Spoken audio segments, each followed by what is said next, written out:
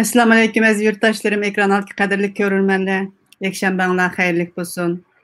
Bu hafta Kazakstan'da tuğulup, çoğun bulup, okup, işlep, Uygur medeniyet üçün, Uygur tili üçün təssi qoşqan, 60 yıllık ömrüge nurgun neticəni sığdırgan yeni bir Uygur ziyalimizin şanlıq hayat hikayesini akademiya söhbetede sizler bilen ortaklaşmakçı bulduk. Bu kıymetli ziyalimizin aziz mehmanımın ismi Ruslan Arziyev, doçent Ruslan Arziyev. Hoş geldiniz Ruslan efendim. Hoş buldum. Rahmet. Ben rahmet etime. Ruslan efendimninki hayatı ve Kazakistan'daki Uygur tili ve medeniyet ahvalı ötüştün burun. Meni ve man okşaş mınlıgan Uygurlarını katı hayacan sağan ve ümitlendirgen bir çoğun iş üstede kıskısı toxtalmakçı. Hemmizge məlum, Cümə gündən başlap Uygur Sot Kollegiyası Londonda açıldı. Açılışqa başladı. 3 günün yağı davam qıvatıdı. Xudayın bölüksə qələbilik yepilidu. Qələbilik yepilişini ümid qılımə. Buna ait çoğun bir tarihi vəqə. Çünki tarixdə tunc olub Xitay qılan qırğınçılıqları və cinayətləri üçün adalet səhnəsiga tatib çıxıldı. 3 günün yağı mən bütün işimni bir yağı qoyub başına axır anlaşmışladım mən.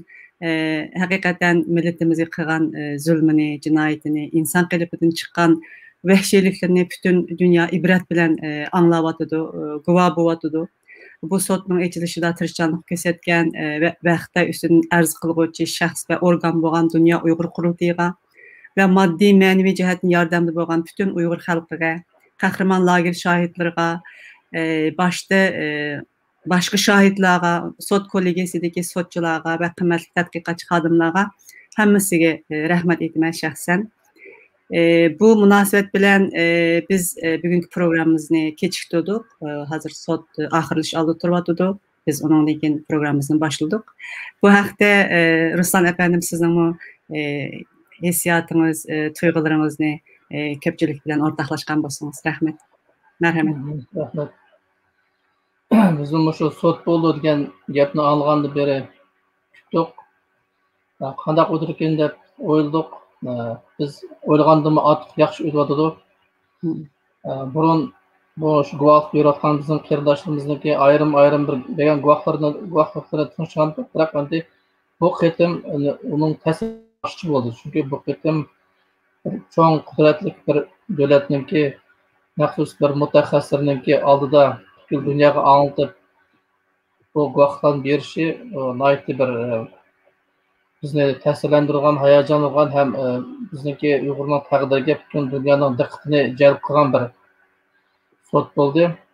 Haqiqatan buniki qalbiyatlik oyoqlashib, shu bizning hayotimizdagi Uyg'urlarga ozroq bo'lsa o'ziniki bir yengilchiligini yetkazsa yaxshi bo'ladi deb umid qilamiz. Hakikaten de şu guvoh berayotganlarning gapini alg'og'ida bu ko'pchilik deyayotir bu Germaniyaniki o'zi faşizm degan vaqtda undan ishib ketgan bir vahshiyliklar bo'lyotdi deb. Bek echinchilik hakikaten adam chidab turish mumkin emas. Hakikaten inson yeri qo'ymay bizni ajoyib xarlab ajoyib zulm qilib ketdi. Chunki shu yerning egisi biz bo'lganligimiz uchun shunday o'chmanlik qilyotdi. Lekin bu tarixiy o'chmanlik ham siz mi bilasiz?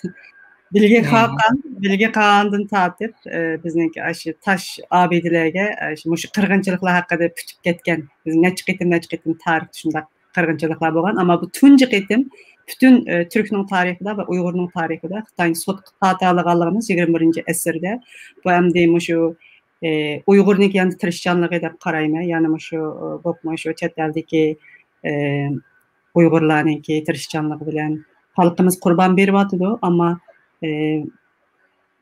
tuncu qitim hem de şu sotqa bunu tadalığanlığımız üçün mən həqiqətən şundaq bir xilli xursandman. Ora bu qitim şu muhaciretdeki Uyğur yaşlarının ama yaxşı yetilib çıxanlığını hər sahada, ularning mana shunday bir ishlarni uyushtiroladiganligini dalilladi endi rostini aytganda. Agarda shu Amerikadagi, Yevropadagi, Turkiyadagi shu Uyg'urlar bo'lmagan bo'lsa, bunday ishlarning bo'lishini aytib tasdiq deyman. Tasdiq. Şu tünügün Dünya Uygur Kurultayı'ndaki söhbətni anlawatsam, şu yerdə şundaq bolun deyəlik. Yetilgan şu xadimlarınki texmi köplək yetişib çıxış gerek. Şu hazır adam gücü yana da az bizde çok adam gücü yetişmeydi yana. Şuna lekin siz degen oxşaş hakikaten yetişken adamlarımız boğaç kalmış Amerika'daki Avrupa'daki, onundaki Kazakistan'daki, şu Türkiye'deki her qaysi yerlerden yetişken bizimki insan küçümüz hakikaten şu çoğun bir işini tarih sahnesiga hep çıkışta müyesser bulduk şundaq boğaçqa. Çünkü tercümanlarning yetilişime ait muhimken de her bir şahitninki şundaq yaxşı tercümanlıklarını qildi ve onun dömüge hoşal buldum. Şunçilik yaxşı tercümanlarımız var ki, şunçilik İngiliz roman sözleydiğen dep hoşal buldum. Bu daim böylesi muvaffaqiyatlik bola. Sonra bir de dünya yoruluk dinama rolünü atıp ötken atıp olmaydı. Elbette. İnovatlik güçlük təşkilatının etrafıga texmi köp güçler yaşar jığıldığımızda nəticədə texmi yaxşı boluş mümkün. Birleşimiz, bir niyet, bir məqsəddə iş qıldığan bolsaq, hər qandaq düşməni yengide gücümüz var. Ən mühimi şu birleşiş, birlik. Doğru. Köp rəhmət demdi. Ruslan efendim, bizim temamızı kelsek, siz hayatınızı Uyghur tilinin tədqiqat üçün, Uyghur maarif üçün bağışladınız dep qarayma. Onun için yana bir cəhətdən şu bizimki 60 yaş kirgan ziyolilarimizdan o'tgani Nabiy Jamil ait yaxshi bir yazdı. Bir yıl 60 yaş kirgan ziyolilarimiz xeyli bor, xeyli ko'p. Bu gerçi hem de başka milletler için ait addidek tuyulsumu, qancha türkümlab 60 yaş kirgan ziyolileri başka milletlerden yetişken boluşu mümkün. Lekin hem de bizninki davamlı etnik qirg'inchilik uchrab kelayotgan ve uchrayotgan biz o'xshash millatlarga nisbatan osonga to'xtamaydi deb qarayman. Shuncha 60 yosh kiradigan ziyolilarning bo'lishi haqiqatan biz uchun bir baxtda hozir. Bundan keyin hamda yani shu chet eldagilar balkim texmi tirishib o'qib, yani yetishib nesillar yetishi mumkin, ama hamda vatanda necha kuşak, necha nesil hamda yo'qib ketdi butunlay. Hazır yani qayta emdemiş bütünley milli maarif bilen yetişip çıkadigan Uyg'urchani yaxshi biladigan Uyg'ur tarixini ancha-muncha xabarda eng muhimi Uyg'urcha tafakkur qiladigan ve Uyg'ur milli hissiyatı ba insanlarninki yetişip çıkışı belkim tez emdi. Daim bo'lsa undaq bo'lib ketmas emdi. Yani bir jihatdan umid qilib turibotimiz emdi Xitoyniki zaval tabudu çokum ahir günler boluşumu mümkün. Hem de hazır qalcırlaştı, qalcırlaşqa vaxtida yok boluşu mümkün. Şunun için bu 60 yaş ziyolilerimiz bək qimmatlik bizim közümüzde 60 yaş tirələş hem de Uyğur üçün naytımı təs ve yetişip çıkış, Uyğur üçün, Uyğur tili, Uyğur mədəniyyət üçün töhfə qoşuş asan emas. Şunun için mən sizin 60 yaşınızı təbrikləyimə. Daim uzun ömürlərini bəsin. Evet. Salametliğinizi versin. Daim bursa texim köp işler ümit qilamiz. Sizin hem de hayatınızga kelsek, Qozog'istonda tug'ilib o'sish jarayoniniz, shu joydagi Uyg'urlarning ahvolidan boshlasak, marhamat. Rahmat. Men 1961-yilda dunyoga keldim. Olma-ota viloyati Uyg'ur nahiyasi Ketma degan yezda. Dadamның ismi Uyg'ur. Dadam 1932-yilda tug'ilgan, Dovun degan bir shu Uyg'ur nahiyasining kichik bir malisiyan, o'z ahvolidan kichik bo'lgan malamiz. Biroq shuni o'zim 32-yilda dunyoga kelgan. Bobom o'qigan ziyoli emas, oddiy bir Uyg'urning dehini. Shuni o'zim shu dadam o'ziniki o'g'liga Uyg'ur deb ism qo'ygan ekan. Bunda qarsanız ba'zilar deydi bu Uyg'ur degan ism unutulib ketdi, uni ustini qayta tikilgan degan o'xshash gap. Bunda qarsanız bir 32-yilda bir oddiy bir Uyg'ur o'zining o'g'liga Uyg'ur deb ism qo'yayotganini qarab, biz bu ism hech qachon Uyg'urning yurigidan yo'qolgan emas. Yo'qolmaydi. Har qachon bo'lgan, mulki qenida, jenida bo'lgan so'z deb o'ylayman. Shuning uchun oddiy bir Uyg'ur o'zining bolasiga Uyg'ur deb ism qo'ygan. Adam özü matematik fenning ma'lum bo'lgan, uzoq yillar maktabda mudirlik qildi. Apam Ruslan Mansura kimya, biologiya fanlarining ma'lum bo'ldi. Mana shuna bir Uyg'urlarniki ulfatdan o'shudaymiz, ikkinchi o'shdan keyin yetib chiqqan Uyg'ur ziyolilarining oilasida dunyoga keldim. Bizniki shu harf tonish, o'qish jarayonimiz degan o bizniki kundalik bir odatdagi ishimizga aylanib qolgan. Bizniki o'rtasoq gapimiz shu ilm, bilim, kitob. Bizning uyda ma'lum shu Uyg'ur ziyolilari, Uyg'ur olimlari to'g'risida gaplar. Shunday muhitda o'sdik. Endi bu 60-70 yillar endi meniki maktabda o'qib, keyin oliy o'qish o'rniga tushishlarim bo'lgan yillar. Endi bu 60-70 yillar degan endi shu davrdagi Sovet ittifoqining bir taraqqiy etgan yillari bo'ldi. Taraqqiy etgan turaqliq ilgirlash bilan taraqqiy etgan yillar bo'ldi. Shu umumiy shu taraqqiyot jarayonining ichida Uyg'urlarmi bo'ldi. Hem Uyg'urlar menimcha bo'lsa boshqa millatlarga o'xshashla yaxshi natijalarga erishdi. Har xil sohalarda. Bu ilm fan sohasi bo'lsin, madaniyat sohasi bo'lsin, egalik sohasi bo'lsin, davlat boshqarish sohalarida bo'lsin. Endi shularni bir misoldan deb ketay. Masalan, ilm fan degan sohani olgan bo'lsak, masalan, Murat Hamrayev degan bizning atoqli olimimiz bo'lgan. Endi o'sha yilning beshida biz Qozog'istonda Murat Hamrayevniki 85 yilini atab o'tdik. Endi shu Murat Hamrayev degan olim Uyg'ur adabiyot, turkishunoslik bo'yicha, she'rshunoslik sohasi bo'yicha 28 yoshida fan doktori bo'lgan. Endi Sovetlarniki bilim berish ilm sistemasidagi fan doktori degan nihoyatda cho'ng bir ilmdagi natija, eng yuqori natija. Odatda undaq natijaga yetilganlarning yashi bir 40 dan oshganda yetadi. Endi o'sha bir yosh Uyg'ur bolasi 28 yoshida butkul Sovetlar ittifoqiningki adabiyotshunos olimlariningki hurmatiga erishildi. Shu Sovet ittifoqi degan endi o'z vaqtidagi endi ilm fan eng taraqqiy etgan davlatlarning biri. Uni turkishunoslikma bu 60-70-yillarda dunyoda birinchi bo'lgan bu shirkati Sovetlar ittifoqi turkishunoslikda. Shunaqa cho'ng bir ilmning sohasida, cho'ng mutaxassislar bor sohada bir yangi soha bo'yicha cho'ng natijalarni ko'rsatgan olim 28 yoshida Murat Hamrayev fan doktori bo'ldi.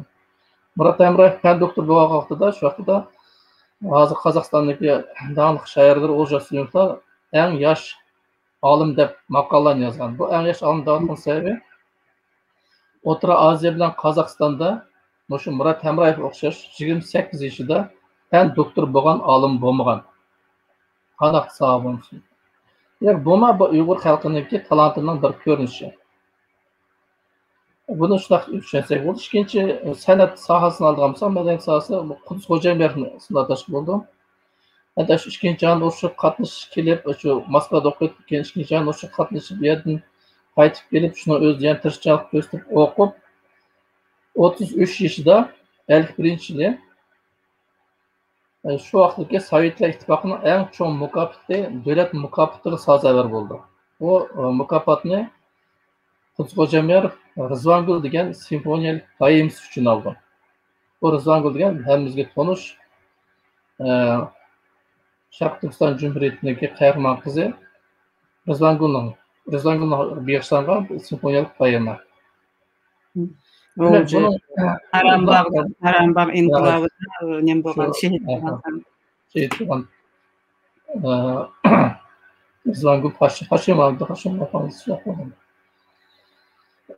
Endi Qudus Xo'jayevniki keyingi asarlaridan shu 60-70-yillar yozilgan. Unda qarasangiz uniki Qudus Xo'jayevniki asarlari masalan Sadir Palvon operasi degan operasi 75-yilda yozilgan, Chintomir Botir degan baleti 67-yilda yozilgan. Unda qarasangiz Sadir Palvon degan opera yoziladi, Rizvangul degan simfoniyalik poema yoziladi, Chintomir Botir degan balet yoziladi. Demak, mavzuning o'zima shu Uyg'urlarniki shu ma'naviy hayotiniki bir ko'rinish bo'lsa. Birinchidan bu Qudus Xo'jayevni uzoq yillar Qozog'istondagi shu konservatoriya deymiz, shu muzika sohasi bo'yicha mutaxassislar tayyorlaydigan eng cho'ng Ali okuş ornu, şu konservatoriya 10 yılda rektor bo'lgan, Qozog'iston Kompozitörlar ittifoqining raisi bo'lgan, Qozog'istonda naytli to'nilgan, naytli cho'ng hurmatga sazovor kompozitor bo'lgan. Boshqa hozirgi Qozog'istondagi Uyg'ur teatri degan teatrimiz bor. Shu teatrning nomi Quzxo'jayev nomi berilgan. Endi adabiyot sohasiga kelgansak, bu yerda so'z birinchi navbatda Ziya Samet bilan Qudus Xo'jayerovning bir Rizvangul simfoniyasi oltin medalga erishgan bu.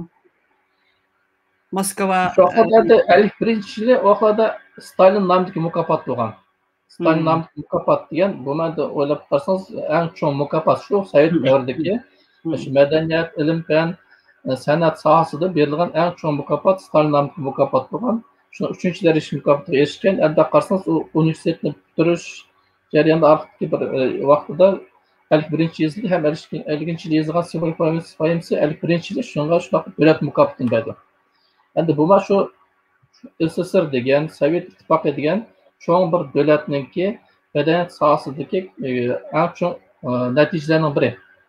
Bu nima ko'p odamlarga berilmaydi odatda. Bu nihoyatda sanoqli odamlarga berildi. Ham u nihoyatda bir yuqori natijaga erishgan bir muzikani o'ziniki bir baholaydigan o'lchamlar bo'lsa, shu jihatdan nihoyatda yuqori o'lchamlarga yetgan bir asar bo'lgan. Shuning uchun shunaqa mukofot berilgan. U faqat Rizvangul degan uchun, Xo'jayev uchun bermaydi. Bu haqiqatan muzika sohasidagi bir cho'ng yangilik bo'lgan. Shuning uchun Xo'jayev qo'shnoq asr davlat mukofotini degan. Endi bu vaqtda Xo'jayev bor yo'q 33 yoshda bo'lgan. Ishkencan o'sha qatnashib kelib o'qishni Senfoniya ajoyib esilmen anlagan butunlaymış. Bu senfoniya ajoyib esila. Mana shunaqa yaxshi.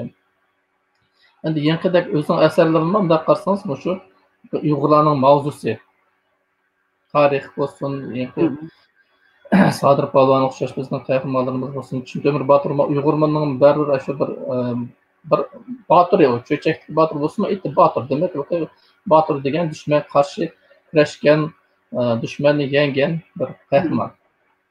Albatta. Undagi Ro'zbaqiyga bag'ishlangan birinchi simfoniyasi bor. Shu birinchi simfoniyasi deb ataladi. Ro'zbaqiyning xotirasiga bag'ishlangan. Bu ma'noda qarsangiz Sovet Uyg'urlari, Qozog'iston Uyg'urlarininki shunday taraqqiyotininki beshida tug'an odam Ro'zbaqiyev. Bir odam tarixda qanchalik bir ish qilaydi desa, shu Ro'zbaqiyev o'xshash odamlarninki faoliyatini ko'rish bo'ldi, qanchalik ish qilaydiganini. Haqiqatan cho'ng ish qilgan odam. Shu tarixiy qahramonlar islash. Masalan, Mashhadda kelsak bo'ldi. Masalan, Qozog'istonda bir 62 ga yaqin Uyg'ur maktabi bor. Shu qarsangiz Olmaotada bir maktab bor, Ro'zbaqiyev nomida maktab bor. Emgakchi Qozoq rayoni degan nahiyasi degan nahiya bor. U yerda bir Ro'zbaqiyev nomida maktab bor, Uyg'ur maktablari. Uyg'ur nahiyasida yana bir nahiyamiz bor. U yerda yana Ro'zbaqiyev nomida maktab bor, ham Panfiyat nahiyasi bor. Yarkat taraf u yoqdan bir Uyg'ur maktabi bor, Ro'zbaqiyev nomida. Bir shu Abdu Ro'zbaqiyev nomida 4 maktab bor. 3 nahiya bir shaharda. Bu shu Ro'zbaqiyevniki u bir nomni qo'ygan vaqtida Uyg'urlar biz buni ismini qo'ysak deb qo'yasi bo'lgan emas. Buni hukumatni uni tasdiqlash kerak. Bu davlatning bir bilim berish organi bo'lgan. Davlatma shu nomni qabul qilish, ma'qullash kerak. Demak, shu davlatning o'zima shu Ro'zbaqiyevniki ergagini shundan yuqori baholaganda o'ylayman. Ham shu Olmaotadagi eng uzun ko'cha shu Ro'zbaqiyev nomli ko'cha. Olmaotada cho'q tushilgan eng cho'ng ko'cha, uzun ko'chadan biri shu Ro'zbaqiyev nomli ko'cha. Endi adabiyot sohasida mana shunaqa bir yaxshi natijalar bo'ldi. U yerda Ziya Samadiyninki ijodiyatini misol keltirsak bo'ldi. Uni ustiga Ziya Samadiy shu Qozog'istonda eng yuqori mukofotga sazovor bo'lgan yozuvchi. Masalan, o'z vaqtida Qozog'iston xalq yozuvchisi degan ataq berilgan. Eng cho'ng yozuvchi, eng tanilgan yozuvchiga Qozog'iston xalqi e'tirof qilgan yozuvchi Qozog'iston xalq yozuvchisi degan ataq bergan. Shu xalq yozuvchisi bo'lgan birdan-bir Uyg'ur yozuvchisi bor, u shu Ziya Samadiy. Endi Ziya Samadiy o'zingizlar yaxshi bilsizlar, o'sha bizning tarixiy vatanimizda o'zi Qozog'iston tug'ilgan bo'lsa, tarixiy vatanimizda yoshlik davri o'tkazdi. U yerda madaniyat ministri darajasiga ko'tarildi. Keyin yangi siyosiy o'zgarishlar tufayli Qozog'iston qaytib kelgandan boshlab asosiy mavzusi tarixiy asarlar bo'ldi. Shu Mayimxonni yozdi, G'ani Boturni yozdi, Yıllar süredigen bu şu 30-40 yıllardaki şu ana şu Abdurrahim Ötkür'nünki öz oygangan zimin bayakta Zortun Sabr'ın ana yurtlarda itilgat tasvirlengen vakiyaların hemmisini öz içi algan Yıllar süredigen 4 kitaptan ibaret çok kitap yazgan. Onda başka ondan bu 60-70 yıldan eserler bu eserler karşısında başladı. Bu çoğun eserler hemsi tarihi mavzular başlangan. Onda başka povestlarda mı şu köprek bizniki Uygurlarniki tarihi taqdiri mesela Dertbenin Zara degan ait bir içinçlik bir Uygurniki türmedeki hayatı təsirinde uyuyor. Ondan keyin Eli Deryası boyu degan kino povestlar yazgan bir tal papirus degan povestlar var. En çok eserler de şu yakın tarihi romanları. Yani onu da keyinrek yazgan eserinin biri de Ahmet Efendi Toğrus'un üçün kitap. Yani o 80-90 yıllara to'g'ri kelgan eser. Yani şundan bile ilim, fen sahası, medeniyet, edebiyat sahasından başka cemiyet devlet başkuruş sahası da mı Uygurlar tonaldı? Yani 1962-64 yılları Kazakistan'ın birinci rehberi var İsmail Yusuf degan kişi otadı. Özü şu Almatıda tug'ilib o'sgan, Zarvatda Uyg'ur maktabi bo'lgan, shu Uyg'ur maktabida o'qigan İsmail Yusuf degan kishi shu 1962-64 yilları shu Qozog'istondagi birinchi rahbar bo'lgan. Bu shu Uyg'ur xalqininki madaniyat, ilm, fan, adabiyot ham shunga o'xshash davlatlik boshqarish jamiyat ishlarida nihoyatda yuqori darajaga yetganligining bir ko'rish bo'lishi aytaveraman. Ondan başka bu ilgilik sahaları degan o vaqtdan kolxoz, sovxoz deganlar bo'ldi. Yezi ilgilik ishida nihoyat yaxshi bir tashkiliy yurgizilgan. Hem o yezi ilgilik odamlarga nihoyat cho'ng diqqat qilingan. Shu sahalarda har xil ilgilik rahbarlarida Uyg'urlar ko'p bo'ldi. Shu kolxoz rahbarlari, sovxoz rahbarlari deymiz. Undan boshqa shu Sovet ittifoqida har qanday sahalarda eng yuqori natijaga yetgan odamlarni sotsialistik emgak qahramoni degan bir atoqdan beradi. Shunaqa atoqqa 4 Uyg'ur yetishgan. Masalan, Rahila Mseyitova, Maryam Niyozova degan ayollar, undan keyin Zar Saf degan kishi, undan keyin bir halkımız bor. Ular shu 4 kishi sotsialistik emgak qahramoni. Bular shu 60-70 yillarga to'g'ri keldi. Ular yezilik ish bo'lganda, dehqonchilik ishlarida yuqori natijalarni ko'rsatgan odamlar. Endi bu 60-70 yillar degan shu 80-yillarcha bo'lgan Uyg'urlarniki hayoti deganda shunday misollar orqali ko'z oldimizga keltirishga bo'ladimi deb o'ylayman. Bu endi Qozog'istondagi Uyg'urlarniki ahvoli deganga javob.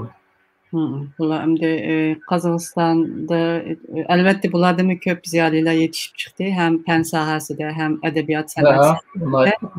Bular asosan shu Moskvada o'qigan oliy darajalik bilim insonlari, ham Uyg'urninki turmushidan, Uyg'urning madaniyatidan hech bir zaman ayrilib qolmadi.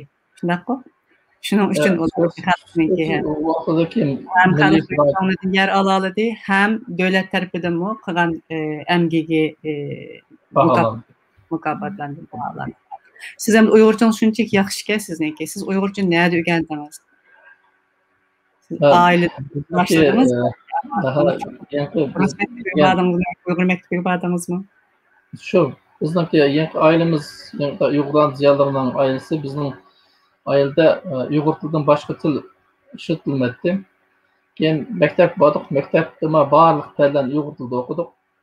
Undan keyin universitetda o'sha Qozoq institut degan institut bor Abaynamdagi.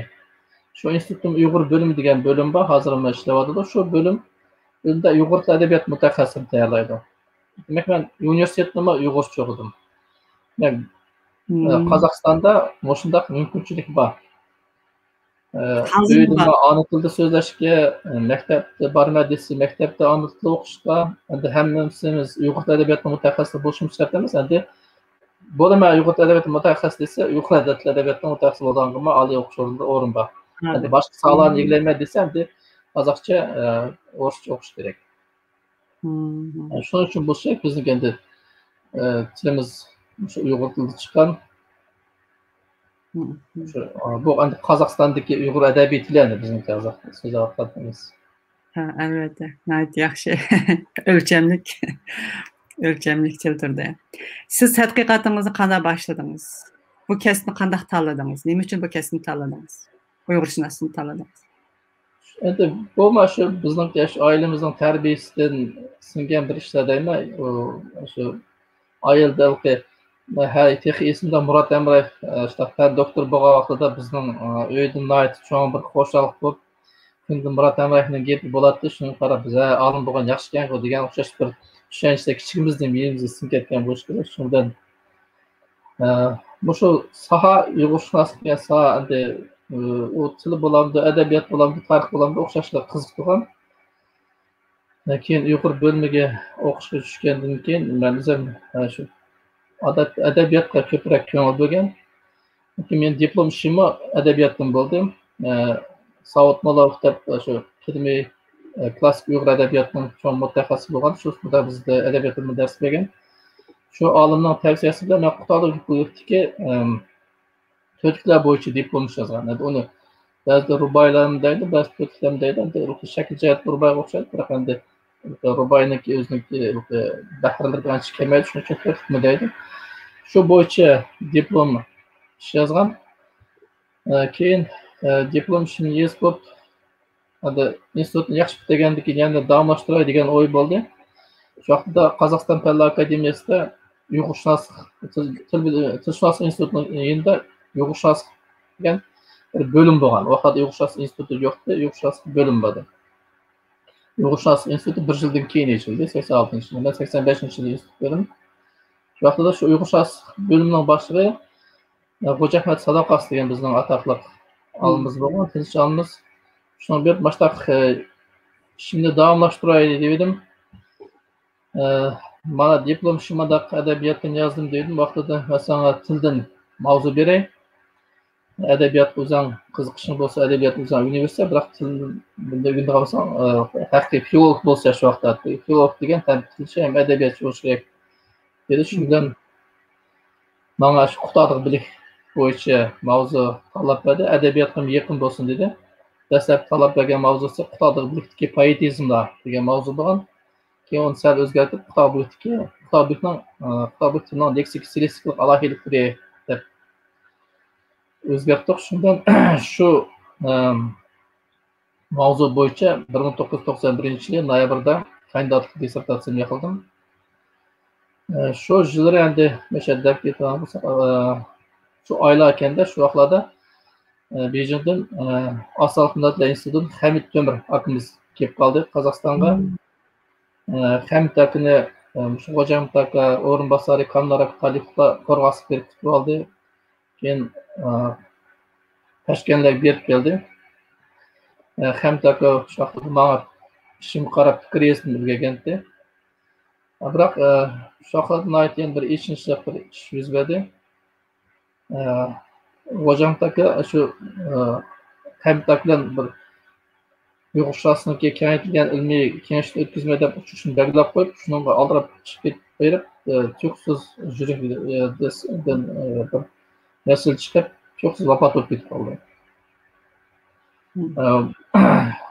Kengashni o'tilmay qoldi. Biz nimlarni bilmay qoldik. Shu vaqtda esimda Hamid akama ko'zlari yosh, bu nim bo'ldi, nima ketdi deb yo'qdir. Cho'ng bir yo'qotish. Cho'ng bir judolik yo'qotish bo'ldi. Haqiqatan Uyg'urshunoslik instituti deganni qurishda, shuni ishini yo'l qo'yishda ham o'sha Uyg'ur elidagi tilchilar, adabiyotchilar bilan munosabatni bog'lashda Xo'jahmid akaning o'rni cho'ng bo'lgan, ham Qozog'iston olimlari ichida yuqori bo'lgan Xo'jahmid akaning shu vaqtdagi Tilshunoslik instituti, tarix instituti, adabiyot va san'at instituti, iqtisod institutiga cho'ng bir asosli institutlar bor. Qozog'iston Fanlar akademiyasining tarkibidagi gumanitar sohadagi. O'sha mudirlarning, direktorlarning hammasi bir yaqin a'zolar bo'lgan. Ular hammasi ham Xo'jahmid akaga qadrlagan, hurmatlagan. Keyin shu Xo'jahmid akam qaytib ketgandan keyin endi Moskvaning siyosatları o'zgarishga başladı. Endi Uyg'urshunos institutini boshqa o'zgartiraylik, sharqshunos institutini o'zgartiraylik degan vaqtlarda shu Xo'jamtakiniki yangi ag'inlari shu Abdulla Qaydar Tilshunos institutining direktori, Serif Qirabayev Adabiyotshünos institut direktori, Manash Qo'zbayev tarix instituti shu yoq bu institut Xo'jahmetning instituti. Bu institutni biz sharqshunos qilamiz, saqlaymiz, Uyg'urshunos deb shular birinchi shular qo'llab chiqqan.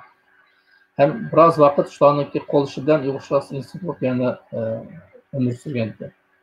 Shular bir cho'ng olmiz bo'lgan. Xo'jamtak 15 noyabr qaytib ketdi. Men 27 noyabrda kandidatlik dissertatsiyamni qildim. Xo'jamtak shu vaqtda menga oldin ola o'zining fikrlarini yozayotgan edi. Ilmiy rahbarning fikri bo'lishiga yaqlash uchun o'zining fikrini oldin ola yozib menga berayotgan. O'zi Toshkentga borganda Toshkentdagi Xitoy o'quvchi mutaxassislar ko'rishib, ularning ishini ko'rsatib, ularning inkaslarini o'zi olib kelgan ekan. Shuna bir o'zining shogirdlari alayda bir diqqat bilan qaraydigan uslubda. Shunaqa men Xitoy bo'yicha kandidatlik qildim. Ondan keyin 96-yili Xitoy bo'yicha kitobni chiqardim. Xitoy bo'yicha va uning leksik stilistik alohidliklarga. Ondan keyin mening ilmiy ishlarim sal boshqa yoqqa burildi. Men de boshqa mavzu bo'yicha ishlaydim. Boshqa mavzuga o'tgandim. Men Uyg'ur tilidagi so'z yasovchi qo'shimchalar bo'yicha ishlaydim. Shu bo'yicha endi bir naytı köp bir materiallarga shuncha kirib, shuncha texnik chiqarmay yurmay aslında. Morfologiya. Aha, morfologiya so'z. Shu 6 tomlik lug'atdagi, izoh lug'atdagi so'z yasovchi qo'shimcha va bariq so'zlarni, divan lug'atidagi so'z yasovchi qo'shimcha va bariq so'zlarni, kitobdagi shu so'z yasovchi qo'shimcha va bariq so'zlarni hammasini katalog qilib yasab, bir 20 ming so'z katalog bor-da menda. Shularni men sistemsiz ishlash kerak, endi uni bir yaxshi bir vaqtda kerak deyapman menda.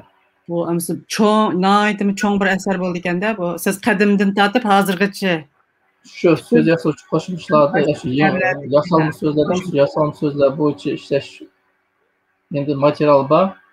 Endi shuni men birinchi lug'atdan tayyorlash kerak, undan keyin ilmiy uni hammasini tahlil qilib yezish kerak. U meni oldimdagi ishlarim endi.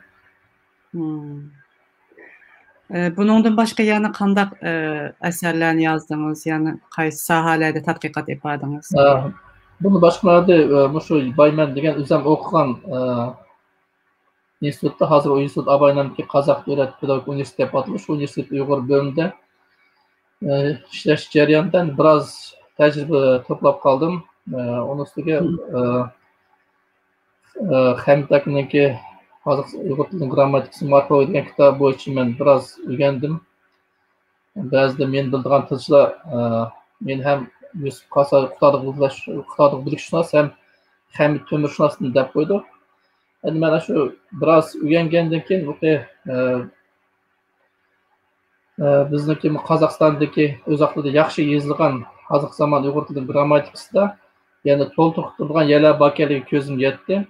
Chunki burun 60-yillar, 70-yillar Qozog'istondagi Uyg'urshunoslik fani yuqori sur'at bilan taraqqiy etib, cho'ng natijalarga erishib, keyin u bizning tarixiy vatnimizni olimlarning yetishib chiqish uchun yaxshi ulgu bo'lgan bo'lsa, yaxshi asos bo'lgan bo'lsa, 80-yillardan boshlab aksincha jarayon yuz berishga boshladi. Bu yoqdagi yakdalik tadqiqotlarningki soni ozayib, shu Uyg'ur elidagi tadqiqotlar nihoyatda ko'paydi, ham nihoyatda sifatli tadqiqotlar, nihoyatda yaxshi tadqiqotlar bo'ldi. Shularning biri shu Hamid Umrniki grammatikasi bo'ldi. Shu kitoblarni bo'yicha men leksiya o'qishga boshladim. Shularni o'rganishga boshlab men haqiqatan bu Uyg'ur tilini bir Uyg'ur olim yozsa qanday bo'ldi deganni ko'zim yetdi. Masalan, Uyg'urning bir tarixini boshqa bir millatning tarixi qanday yozsa qanday bo'ldi, Uyg'urning tarixi yozsa qanday bo'ldi. Masalan, To'g'on Almas yozgan tarixdan boshqa bir tarix. Masalan, chet el sayohatchilariniki Uyg'ur elga sayohatchilarini o'rs olimlari, boshqa olimlar yozsa nima yozdi, ular nima ko'rdi, asas Bayman unodan nima ko'rdi. Buni aytib cho'ng farq bor ekan. Albatta. Bu yerda mana shu bizniki tilchilarniki ko'pisi yangi Sovet davridagi Sovetniki qilib qolgan bir o'ziniki o'lchamlari asosida yozgan grammatika rostni aytganda, biroq umuman o'z vaqtida grammatikaning til bo'lgan grammatika o'zining tilining tabiati o'xshash bo'lgan o'rta yerlari bor, biroq qanday qilsa har bir tilning o'zining alohidaliklari bo'lishi kerak. Shu alohidliklarni shu hamlikdan bir yaxshi bayqab deb o'ylayman. Bo'pmi, shu Uyg'ur tilining fe'llarini zaman kategoriyasini o'rganish jarayonida, bayon mayl kategoriyasini o'rganish jarayonlarida bir boshqacha bir tushunchalar, haqiqiy Uyg'ur tilining o'zining tabiiyligini kelib chiqargan bir qonuniyatlarni gösterdi deb o'ylayman. Masalan, boshqa bir tildagi qonuniyatni epla, masalan, o'ris tilida 6 kelish bo'lsa, Uyg'ur tilida 6 kelish bo'lsin. O'ris tilida 3-4 mayl bo'lsa, mayli 3-4 mayl bo'lsin degan o'xshash tushuncha yo'qdir dedi boshqacha masalan. Bo'lgan shular asosida biroz tajriba to'plagandan keyin men Uyg'ur tili degan kitob yazdım. O şu üniversitede okuş kuralı için hem malumlar için kuralı olsun dedim, hem Yerket'te pedagogik kolej var. Üyedim Uyg'ur Edebiyat Mutaxassisini tayyorladim. Üyedim okuş kuralı olsun dedim. Şunday bir kitap çıkardım 2006-yılı. Keyin o 2019-yılda qaytını to'ldirib yana chiqardim. Shu kitap formada asosan. Bularimiz oson emas, bu morfologiya sohasini men bilaman. Naydi murakkab. Uyg'ur tili bek boy bir til, naydi qadimgi bir til, qadimiy bir til. Shuning uchun har bir davrdagi o fe'llar, qo'shimchalar bularni hammasini selishtirib, undan keyin bir natijaga erishadigan gap. Ularni yezib, tafsili ularni yezib chiqishning o'zi naydi tez. Uning ustiga naydi o'zgarsan, til o'zgarishchan, o'zgarib turdi har davrda. Uning ustiga Uyg'urchininki Qozog'istondagi Uyg'urlar bo'lsin, mayli vatandagi Uyg'urcha bo'lsin, uzun zamonning yoqi qilib qisilish ishini ayt yaxshi bo'lmayotdi. Nayt ko'p tovushlarga o'zgarish bo'yicha adabiy tilni shakllantirish, Qozog'istondagi Uyg'urlarning tilini hukumat shunday qilsa degan ba'zi bir qiliblarga sep qo'ygan. Biz tarafdagilarni shunday, vatandagilarni shunday qilib qo'ygan bo'lgandan keyin bu tilning qonuniyati ba'zi jihatlardan buzilib ketgan. Men ham shunday deb qarayman. Chunki tüp so'zlarning tüp yiltizidagi tovush o'zgarishi bo'lmasligi kerakda. Adabiy tilda shu bo'yicha, masalan, qashim, boshim deb yezilishi kerak. Hamda eg'iz tilda qishim, beshim desakmi? Jihatlardagi ba'zi bir murakkabchilik va shuning bilan qo'shimcha qo'shilgandan keyin uni izohlashga to'g'ri keldi. Qo'shimcha ma'lum qo'shilganda mundaq bo'ladi deb. Murakkab narsa, ammo sizni aytdi inchki va tez nuqtani tutibsiz. Hamid Temur ma'lumimiz haqiqatan cho'ng bir obida tiklab bergan onunki Uyg'ur tili grammatik kitobi haqiqatanmi. Hozirgacha yozilgan Uyg'urcha grammatik kitoblar ichida aytdi zo'r ta'sirga ega mukammal bir kitob, ammo yana nurg'un jihatlardan yana tadqiq qilishga to'g'ri keldi. Bir tilni endi bir kitob bilan, bir asar bilan, bir necha asarlar bilan butunlay ifodalab ketish mumkin emas. Sizning asarlaringizda bu haqida aytib cho'ng bir to'hfa qo'shibdi. Endi hozir bizniki buni endi siz degan gapingizga bo'la deyish to'g'ri kelyotdi. Imlo masalasi borda.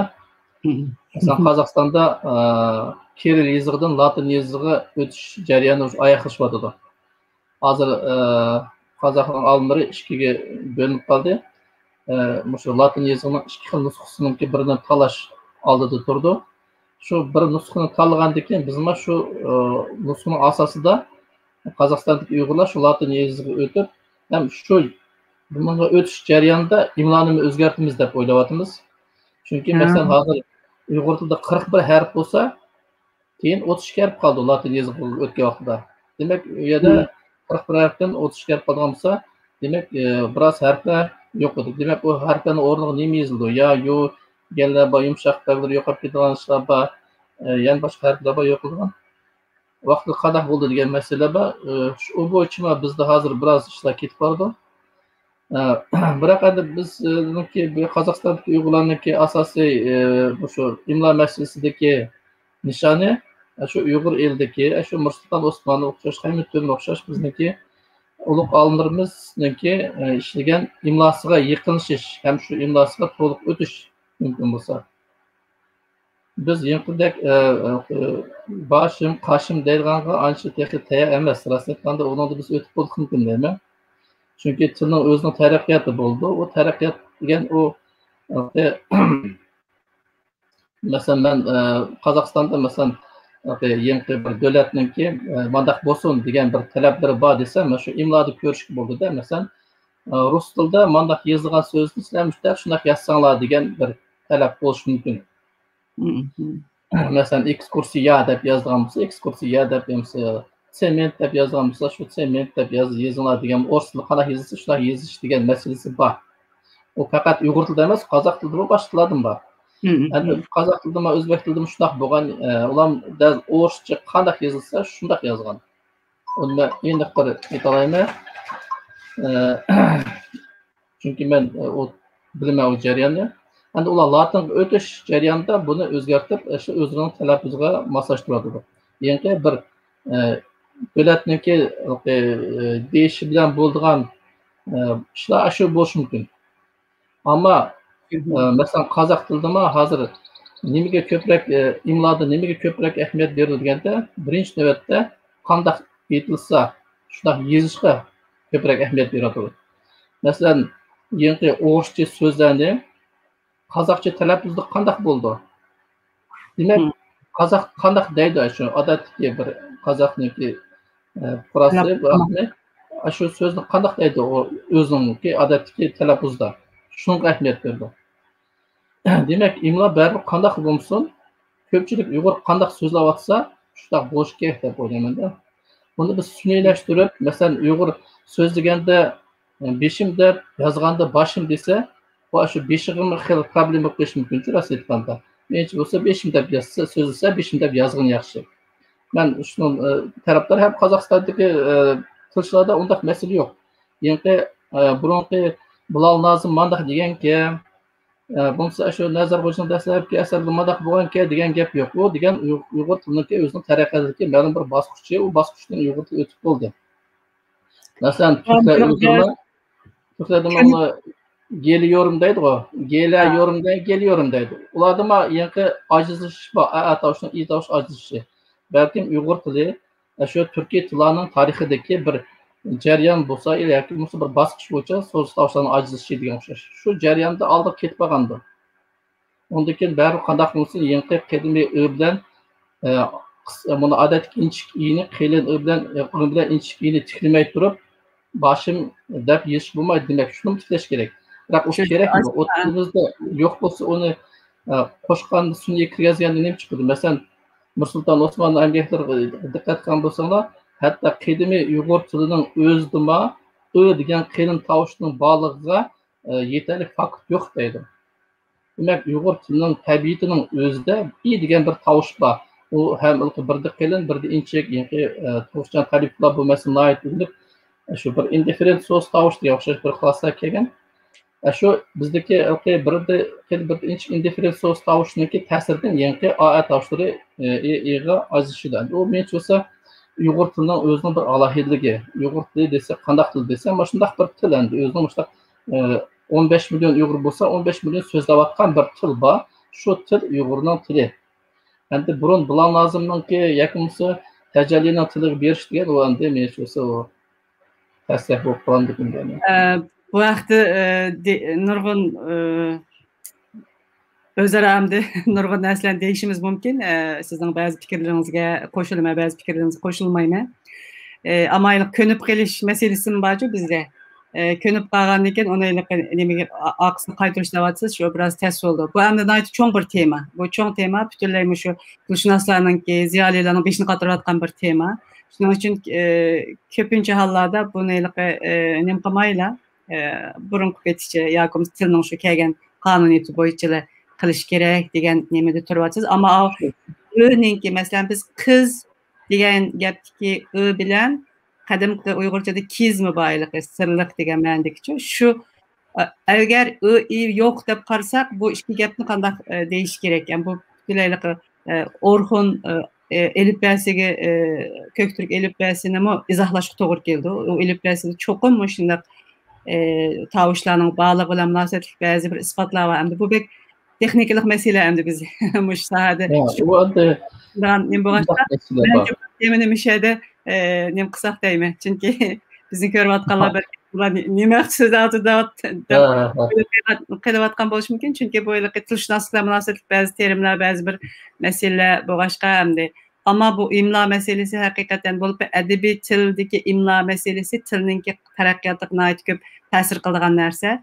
Shuning uchun buni yaxshi o'ylashib o'tibsizlar hamda o'ylashgandaki mükemmelroq qilib tüzüp çıksan da şu 15 milyon Uygur ne dese şu taraf kılmamız yani sizler paya kılmamızsınız.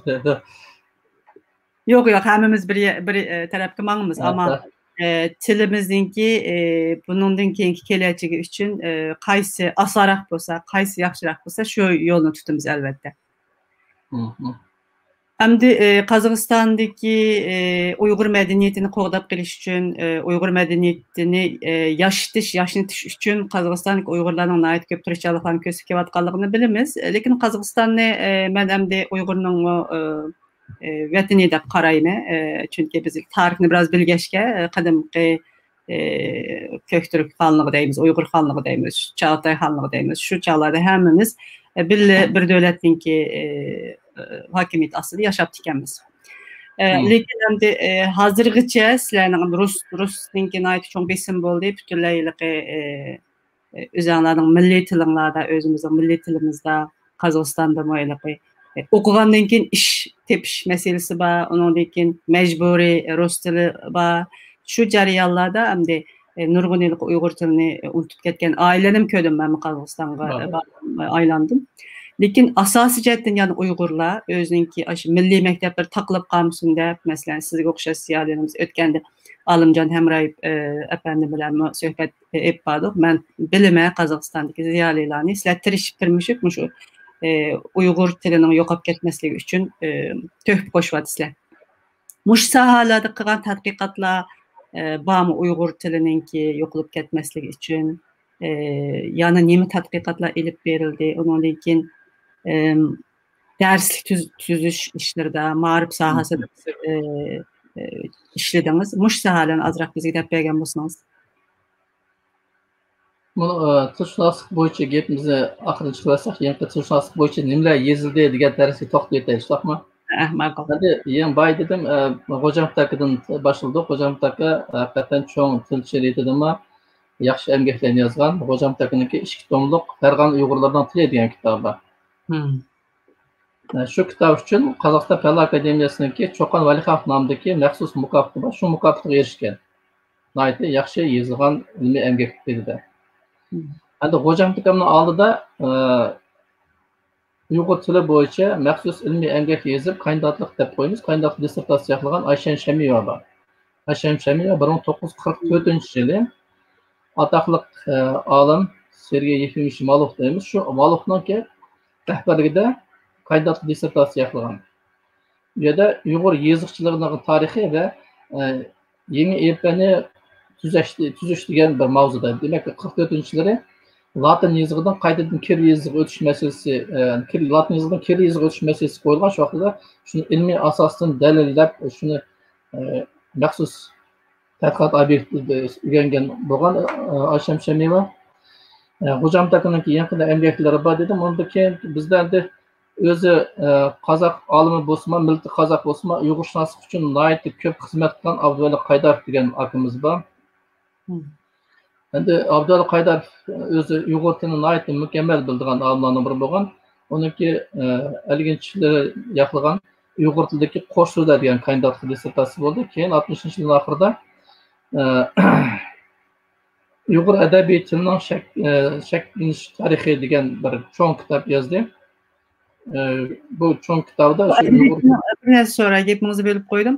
Bu adabiy til, Uyg'ur adabiy til degan chog'da bu Qozog'istondagi Uyg'urshunoslar yoki tilshunoslar Qozog'iston Uyg'urlarininki dialekti bo'yicha qilamdi yoki butun shu Uyg'ur tilini, vatandagi Uyg'ur tilini olgan tadqiqotlarni qilamdi. Endi Abdulla Qaydarovning emgigida bu butun Uyg'urning tilini bir butun olganda bu yerda cho'ng tadqiqotga emgakniki asosiy qismi O'sha Uyg'ur elidagi dialektlarga bag'ishlangan. O'sha Uyg'ur qanaqa bo'lsa bir adabiy til, ma'lum bir dialektlarniki bir kishi ham shular orasidagi eng keng taralgan ham o'lchamlik bir dialekt asosida shu dialektlarni puxta o'rgangan, dialektlar bo'yicha Uyg'ur dialektlari bo'yicha tadqiqotlarni tahlil qilib, undan keyin qaysi adabiy, masalan, Qozog'istondagi Uyg'urlar qaysi dialektga, qaysi shevaga asoslandi, Uyg'ur elidagi Uyg'ur adabiy tili qaysi shevaga asoslandi. Shuni o'rganganda faqat Qozog'istondagi Uyg'urlarning tili emas, u yerda kitobda Qozog'istonlik Uyg'urlarning tiliga bo'lingan qismi ozroq bo'lishi mumkin. Chunki Uyg'ur tili dialektining asosiy qismi baribir qanaqa bo'lsin Uyg'ur eli bo'lgan. Ham shu Uyg'ur elida Uyg'ur dialektlari bo'yicha tadqiqot yurgizgan barliq chet ellik olim bo'lsin, Yevropa olimlari bo'lsin, Rossiyaning olimlari bo'lsin, o'shalar hammasi amgaklarni nihoyatda tafsiliy o'rgangan olimlarning biri. Nihoyatda bir mukammal amgak yozgan. Shu Uyg'ur adabiyatining shakllanishi, taraqqiy etishi degan rus tilida yozgan amgak nihoyatda mukammal amgaklarning biri. Undan boshqa Abdul akaning boshqa shu Uyg'ur tiliga munosabat ko'plagan maqolalari bor. Uyg'ur tilining leksikasini shakllanishi bo'yicha ayrim kitob nashr qilindi yaqinda. Undan keyingi bizniki tilshunos sohasida cho'ng xizmatdan qilgan olimlarimizning biri Tug'ushak Talipov. Tug'ushak o'zi endi asosiy diqqatini shu bir sohaga bo'ldi, fonetik sohasiga, Uyg'ur tili fonetikasiga. Shu Uyg'ur tilining shu fonetikasini shu ilmdan boshlab bugungacha shu taraqqiyotini puxta o'rgangan olimlardan biri, ham uning Tug'ushakniki doktorlik dissertatsiyasi cho'ng ilmiy anglab shu Uyg'ur tilining tarixiy fonetikasiga bag'ishlangan. Shuna bir qator fonetikani inchilab o'rgangan olim, u ham etimologiyaga yaqin bo'ldi. Shunga Tug'ushakniki ba'zi Uyg'urcha qo'shimchalarning kelib chiqish etimologiyasi, so'zlarning etimologiyasi to'g'risida yaxshi maqolalar bor. Undan keyingi tilshilarimizning biri Oktyabr aka Jamaldinov. Oktyabr akanda Uyg'ur tilida bir ravish degan so'z turkum bor, uni aytib keyinroq shakllangan bir qarmoq suhbatga ketib qoldi, bir qarmoq ya boshqa ketib qolgan so'z turkum bor. Shu bo'yicha ilmiy asosda shu amgak yozgan ravish to'g'risida. Ham Oktyabr akaning yana bir cho'ng xizmati u Uyg'ur tilidagi shu fraza va bitlarniki dastlabki so'zligini yozgan odamlarning biri. Undan boshqa bizningki Shavdin Kiber degan yana bir cho'ng tilchimiz bo'ldi. O'zi ilmiy unvonlarni atoqqa yetishmagan bo'lsa, ammo nihoyatda tilchilarning biri bo'ldi.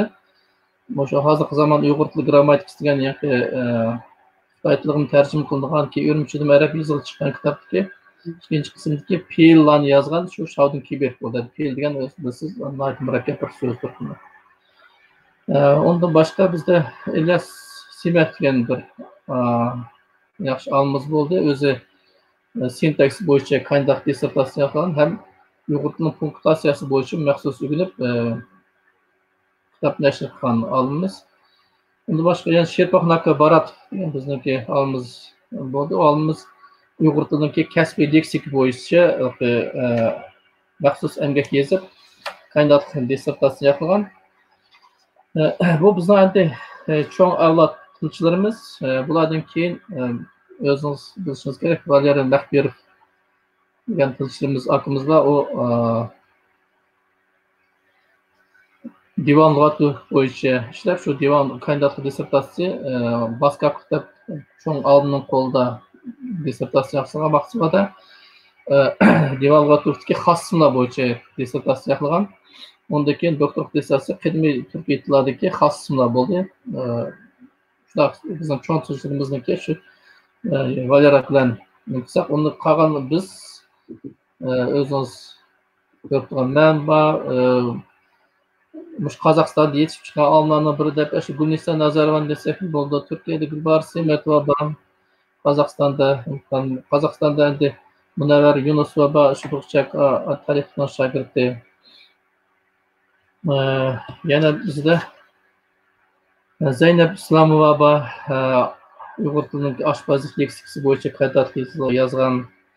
Zahidam Ivulayeva degan bizning yaxshi bir tilchimiz bor. U qozoq Uyg'ur tilidagi sinonimlar lug'atini ishlab chiqqan, ham hozir rus Uyg'ur lug'ati bo'yicha ishlayotdi. Bir 80 ming so'z жығып, шуның бойынша азыр рәтләш жайдан тұрды. Dilnur Qasimova Uyg'ur tilidagi qo'llanish sotsiolingvistika bo'yicha qanday qilayotgan. Undan keyin Adolat Bahamova degan bizning bir tilchimiz bor. U Uyg'ur tilidagi laqablar bo'yicha kandidatlik yozgan.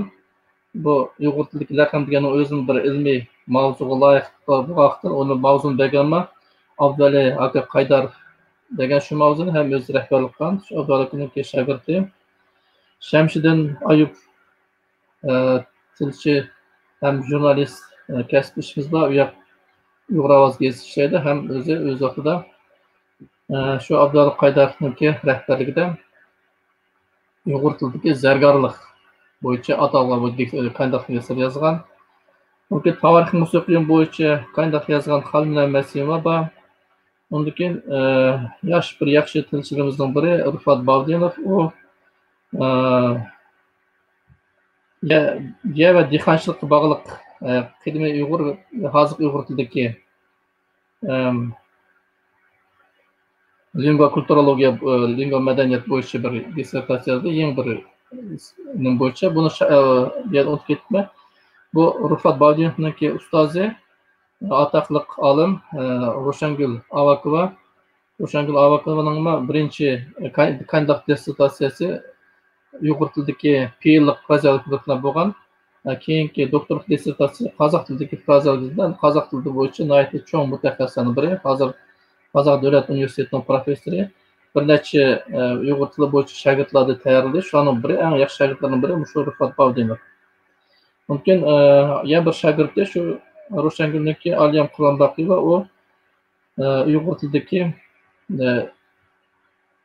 o'lchamni bildirgan so'zlar bo'yicha kandidatlik dissertatsiyasini qildi. Bizniki tilshunoslik bo'yicha hozirgi ishlarimiz shunchalik. Ben endi herhalde tilshimiz har xil sohalar bo'yicha tadqiqotlar qilyotdim. Endi keyingi Qozog'istondagi madaniyatni qanday qo'g'dash bo'yicha qanday ishlar qilyotdi degan vaqtda endi bu yerda Qozog'istondagi Uyg'ur madaniyatini qo'g'dash endi Uyg'urlarning o'zlarining ishi, biroq birinchi navbatda Qozog'iston davlatiniki shu Uyg'urlarning o'zining madaniyatini qo'g'dash uchun yaratib bergan mumkinchiligi bor.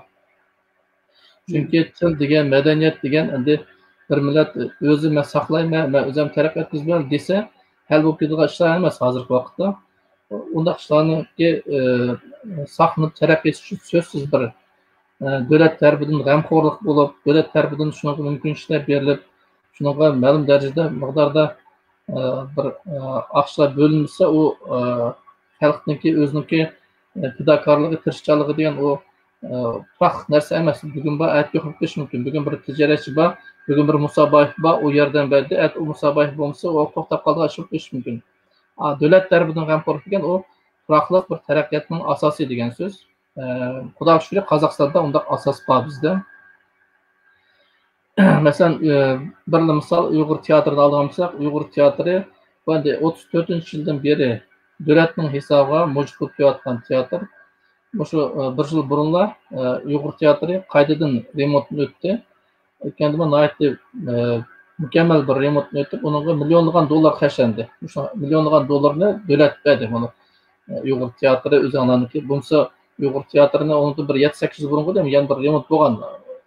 Shuni o'zi qaramay qaytadan ikkinchi qatim remont bo'lgan, mukammal remont qilib hozir ishlayotdi. Endi shu teatrda 200 yaqin san'atkor bor. Bak bu shularniki orasida yangi naqshchi bor, usul bor, aktyor bor, muzika san'atkorlar bor. Demak, shu Uyg'ur madaniyatiniki o'chig'i Uyg'ur teatri bor. Quds Xo'jamberdi nomidagi. Onun direktörü Murat Emrah, tanılgan san'atkor, endi dadisi Abdurrahim Ahmediyni yaxshi bilsam, o'zima Qozog'istonda tanılgan jamiyatlar bor. Ondan keyin bari shu Uyg'ur teatriniki bo'lsin, Uyg'ur ovoz degan gazetimizning bo'lsin, shularning hammasiniki shu Uyg'ur madaniyatiniki mavjud bo'lib, saqlanib taraqqiy etishniki asosi baribir shu Uyg'ur maktablari deb o'ylaymiz. Chunki shu Uyg'ur teatriga boradigan tomoshabinmi, Uyg'ur teatrining sahnasida o'ynaydigan aktyormi, naqshlaydigan naqshchimi, usulchimi hammasi Uyg'ur maktabiga tarbiyalanib chiqadi. Chunki Uyghur mektebinde fakat Uygurça fanlarni o'rgatib qolma, u yerda Uygurcha san'at mı, Uygurcha medeniyet mi, Uygurcha muhit mi bor u yerda. Chunki har qanday bir usul bo'lsin, naqsh bo'lsin, bir o'lmaklar, krujoklar, o'lmaklar bo'ldi. Shularda darsdan sırf o'quvchilar shu yerda o'zlariniki talantlarini chingdab, talantlarini o'zlariniki har xil soha bo'yicha taraqqiy etish imkoniyatlari bor. Demak, Qozog'istonda Uyg'ur madaniyatini qo'g'dab kelish uchun davlatning yaratib bergan mumkinchiliklari menimcha bo'lsa yetarli. Shu maktablarniki o'ylab ko'ring, 60 maktab bo'lsa, shu 60 maktabning 62 binosi bor degan so'z, shu yerda falon 100 muallim bor degan 16 ming o'quvchisi bor, uning darsligi bor. Shuning hammasi davlat tarafidan ta'minlanadi. Barliq tillar Uyg'ur tilida o'qitildi. Endi qozoq tilida, o'rus tilida, ingliz tilida o'qitilgandan boshqalar hamsi ona tilida. Masalan, fizika, ximiya, biologiya, matematika, geografiya, tarix, o'sha fanlar biz ko'p yetadi. Shuning hammasi Uyg'ur tilida o'qitildi. Menimcha madaniyatni qo'g'dashdagi degan madaniyat degan keng bo'lgan u faqat san'at u emas, adabiyotni shuni ichida deydigan bo'lsak, masalan, ba'zida biz o'ylab qolyapmiz shu bizniki hozir 60 ga kelayotgan bir shoir yozuvchilarimiz bor. Ulardan keyin biroz vaqt ko'rinmay qoldi yoshlar. Biz o'ylagan bu shunga o'xshash, shunga bilan asta Uyg'ur adabiyoti degan Qozog'istonda bir xeyli boy bir uzoq tarixga boy an'anaga bir Uyg'ur adabiyoti degan bodi. Bu normal kelajak bo'lmaydigan o'xshaydi deb qarsak, undaq bo'ldi. Birdan shundoq yosh talantlar yetib chiqdi. O'zimiz ham hayron bo'ldik. Hozir qarsak, bir to'p yoshlar kadimki o'zlariniki asarlarni yozib, hammamizni qo'shib qoldi. Ashana hammasi qarsangiz, hammasi barimiz Uyg'ur maktabidan chiqyapti. Uyg'ur madaniyatini qo'g'dash, taraqqiyot qilish degan Uyg'ur maktabini qo'g'dash, taraqqiyot qilishni birla mumkin deymiz. Biroq qanaqa bo'lsa baribir yangi teatrniki mo'sh bo'lib turish uchun Uyg'ur ovoz degan gazetniki harabda chiqib turish uchun baribir davlatniki hamkorlik kerak. Uyg'ur ovoz degan gazetma davlatniki hisob chiqayotgan gazet. Ashadagi jurnalistlar hamsiga hukumat o'zi maosh berdi, ham shu gazetniki o'rnashgan binosiniki aqsini hukumat o'zi to'laydi. Demak, bu davlatning Qozog'iston davlati bunday g'amxo'rlik bo'lmasa, yaqinlik Uyg'ur madaniyati to'g'risida gap qilishni tas bo'lishi mumkin. Bu yerda sonimiz ko'p bu degan bilan, biroq o'z vaqtida O'zbekistonda ham Uyg'urlar soni ko'p bo'lgan. 1920-yillarda 300 mingdek Uyg'ur bo'lgan. Bu yerda Uyg'ur maktablari bo'lgan, Uyg'ur maktablari bo'lgandan keyin Andijon Uyg'ur teatri bo'lgan, Uyg'ur pedagogik texnikumlar bo'lgan. Keyin har xil sabablardan maktablarni yaptı. Shundan teatrma, yangi texnikum hamsi yo'q bo'ldi. Oqibati nima bo'ldi? Uyg'ur o'zima yo'qolib ketdi. 300 ming Uyg'ur sinib ketdi. Bu Uyg'ur tilining o'zbek tiliga yaqinligi emas, u yerda bir masala maktab yo'q edi. Demak, Uyg'urma millat sifatida o'zini saqlash, ya'ni immunitetidan ayrilib qoldi ekanda. Shundan az emas, bunda qarsangiz 300 ming Uyg'urma sinib ketdi, yo'qolib ketdi. Men o'ylayman, u yerda dinning, tilning yaqinligi degan gap emas u yerda. U ya'ni maktab bo'lmadimi? Demak, u yerdagi ishlar o'zi yaqinda chapchaqda hal etilishi ekan. Davlatning siyosati muhim, to'g'ri deysiz. Qozog'istondagi bu maktablarning mavjud bo'lib turishi bek yaxshi ish. Bir necha yilning yoqi mening diqqatimni chekkani bu Qozog'istonlik Uyg'urlarning qaytadan shu Uyg'ur madaniyatini texmi yaxshi yashatish uchun ham sizmi dedingiz, davlatning yordami bilan, davlatning yaxshi siyosatini yaxshi bo'lishi bilan, ya'ni qayta shu Uyg'ur madaniyatini yaxshi canlanganligini, canlanish deb qo'yamiz, ya'ni qaytiliqi canlanganligini men his qildim. Nurg'un yosh naqshchilar yetishib chiqdi. Yaxshi naqshchilar bilan o'xshash saviyada ajoyib yaxshi Uyg'urcha naqshlarni aytib, undan keyin muqomga bo'lgan qiziqish, mashrabga bo'lgan qiziqish, bularning hammasini men ham sirtdan his qilib, ko'rib, kuzatib turyapman. Undan keyin maktabga, Uyg'ur maktablariga, ya'ni bolalarni avatish uchun qilingan tashviqlar, cho'qim bolalarni alib bu jihatlardan yana nurg'un tirishchiliklarni ko'rsatib kelyapti. Endi hozir Uyg'ur ma'rifining ahvoli sizcha qanday? yaxshi tarafga ketyapti deb o'ylayman men. Shularning hammasidan qarqa vaqtimizda albatta maktab bek muhim, til bek muhim endi. Maktabning muhim bo'lishi sababi tilning bek muhim bo'lishi. Til yo'qolib ketsa, millat yo'qolib ketadi deb qaraymiz endi. Shu maktab mush tilni o'rgatadigan yerda siz endi butun shu fizikalarning, matematikalarning Uyg'urcha o'tilganligini dedingiz. Bu endi bek esil bir fursat tilning o'rganishi uchun.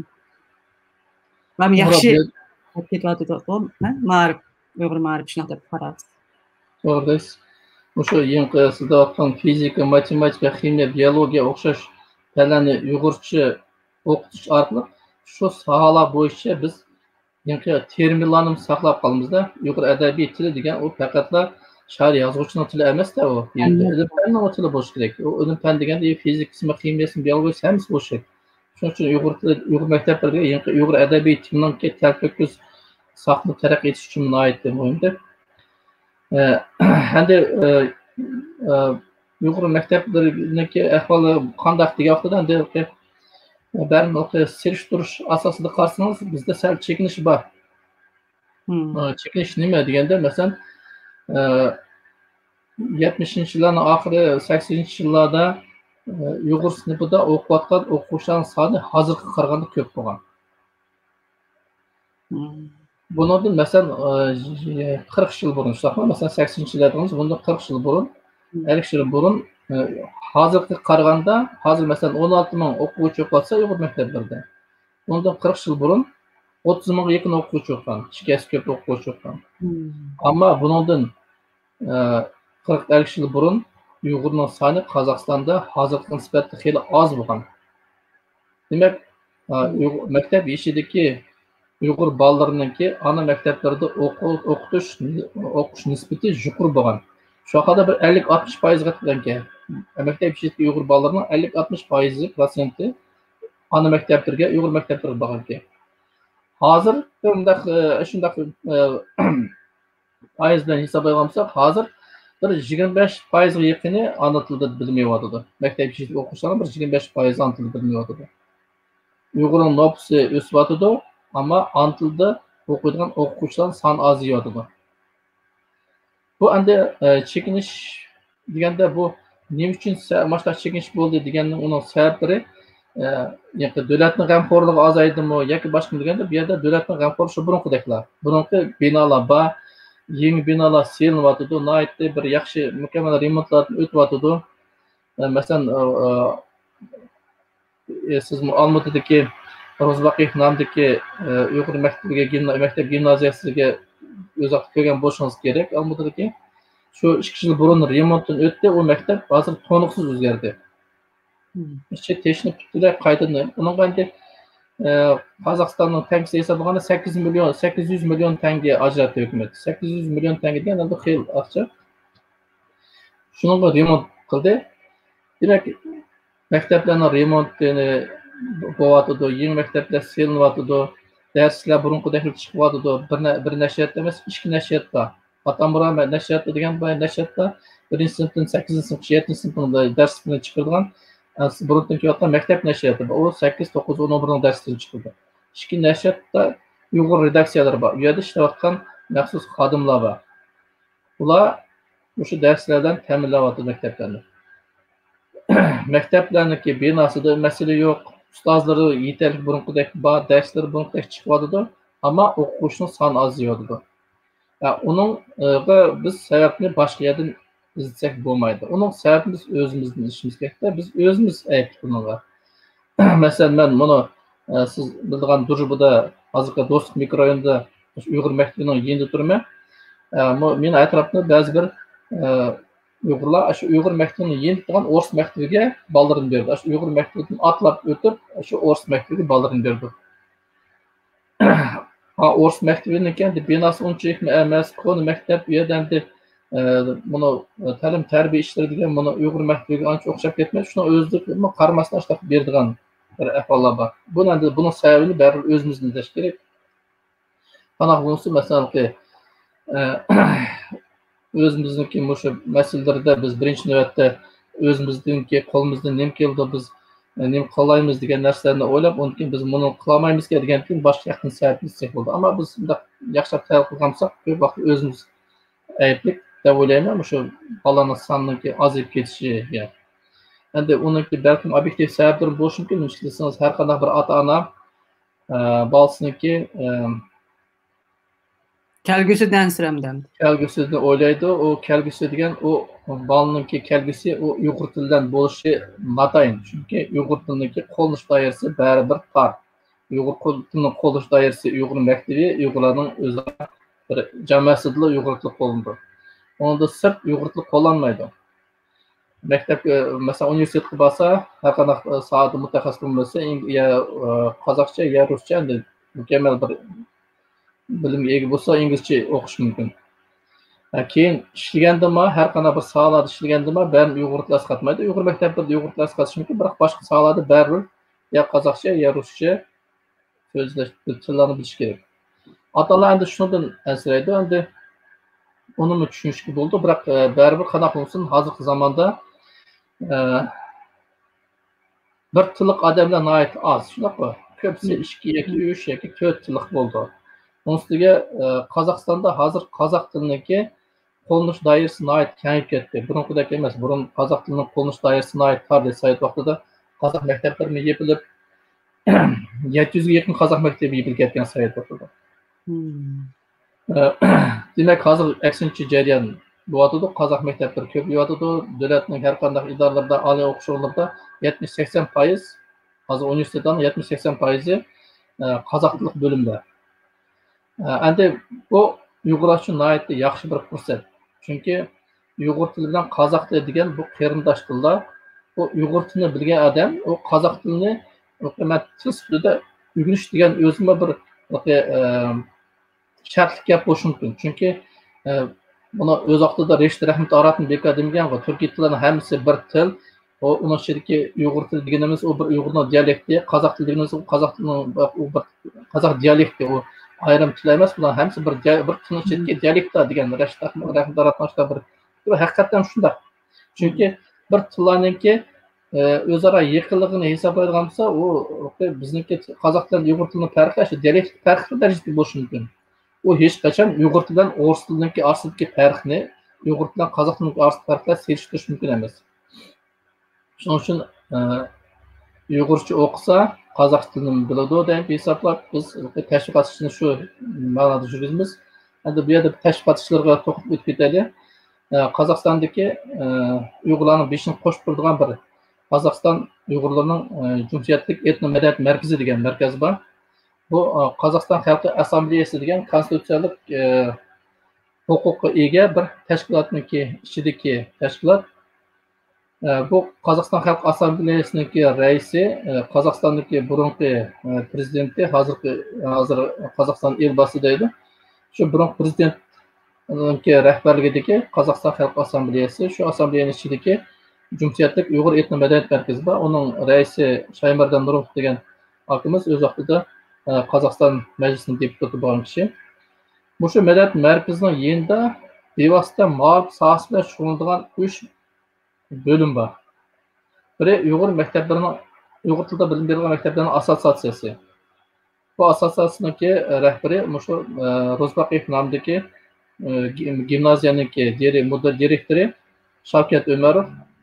Bu assotsiatsiya asosan Uyg'ur tilida bilim berilgan maktablarning rahbarlari bilan birlikda ishib maqdi. Milliy ma'rifatni uyushtirish masalalari, har qanday bir ilmiy metodikalik yordamlar bo'yicha assotsiatsiya ishib maqdi. Undan boshqa shu Cumhuriyet Madaniyat Markazi'nda Ma'rif kengashi bor. Bu Ma'rif kengashi Sherfiddin Ilyarov degan hurmatparvar yigit boshqardi. Bu Ma'rif kengashi Uyg'ur muallimlari ham o'quvchilari bilan har xil chora tadbirlarni uyushtirish bo'yicha faoliyat etmoqda. Bir masalan aytaylik, Yusuf Xosojevniki tug'ilgani 1000 yil deydigan bo'lsak, demak o'quvchilar orasida bir Yusuf Xosojevning ijro qilgan asarini o'rganish bo'yicha bir ishlarni uyushtirish yoki bo'lmasa Ilya Baxtiyorniki masalan keyingi yil masalan 90 yillik bo'ldi deydigan bo'lsa, shu 90 yillik munosabat bir chora tadbirlarni uyushtirish degan shu Ma'rif kengashiniki ishi ko'proq. Uyg'ur muallimlardan beshini qo'shib o'quvchilarning orasida mustaqil musobaqalarni uyushtirish. Yani yakın kurulgan yani bir Cumhuriyet Millet Merkezi'nde kuruldu. O Uyghur mekteplerini qo'llash shtabi deb ataldi. Bu maxsus Uyghur mekteplerine bal toplash uchun qurilgan shtab. Bunun Kalin Mehdirov degan bir tanıdık tashkilotchi yigitimiz bor, shu rahbarlik qiladi. Bular ma'lum mahallalar aralab shu yurtlardagi ko'pchilikka gap o'tadigan ta'sirli odamlardan shu aktivistlar qo'ymish. Shulardan shularning beshini qo'shib, o'sha ma'rif, matbuot masalalarga ko'proq diqqat qilish, mumkin qadar bolalarni ana tilida o'qitish ishlarini uyushtirish bo'yicha ilk borishlarni, uning ustiga ham qo'shimcha ota-onalar bilan ish me'yorlangandan keyin oliy o'qish o'rnlari bo'yicha axborot berish ishlari qator ketib bordi. Chunki hozirgi oliy o'qish o'rinlarida bir o'qituvchilarni qabul qilish bu ishlarda biroz o'zgarishlar bo'lsa, shularni shu har bir universitetlarniki mutaxassisi ota-onalarga yetkazib beradi. Shu ishlar bo'yicha shu shtab shug'ullanadi. Qozog'istonda milliy ma'rif bo'yicha ish eng asosiy ish. Shuning uchun Cumhuriyet Millet Merkezi'nin eng asosiy faoliyati shu ma'rif sohasi bo'lgandan yangi bir uch qurilma ish shu bevosita ma'rif sohasi qartiladi. Bir de tashviqot ishlarininki o o'z o'rnida, uning ustiga Uyg'ur ovozi gazetma shu ma'rif masalasi bo'yicha har qachon maqolalarni berib turdi. Ham shu ko'pchilikniki diqqatini har qachon shu ma'rif sohasida tutishga tirishdi. Ham Aziya bugun degan gazetma ularma shu ma'rif sohasiga diqqat berishga tirishib ketyapti. Dersler to'g'risida endi tafsil aytib ketsam bo'ladimi? Derslar to'g'risida gap bo'lgan shuni aytmay qoldi. Endi men degandek derslar Mekteplarninki o'qituvchilari qanday tarbiyalandi? Mush mekteplarni yechib chiqqanlarmi? O'qituvchilar, uningdagi yani kim tuzidi? Bu aha.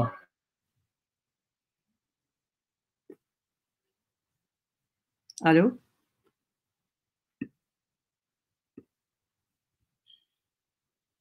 Üzülüp ketip qaldimi? Qanaqa bo'ldi?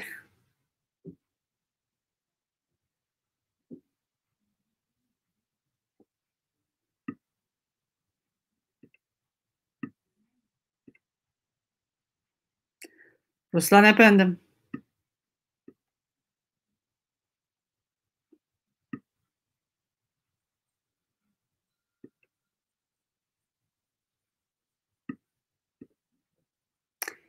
Ekran ketip qaldimi yoki?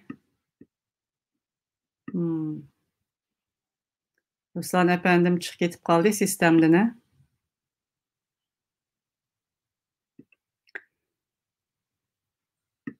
Ha, biroz saqlab boqaylik.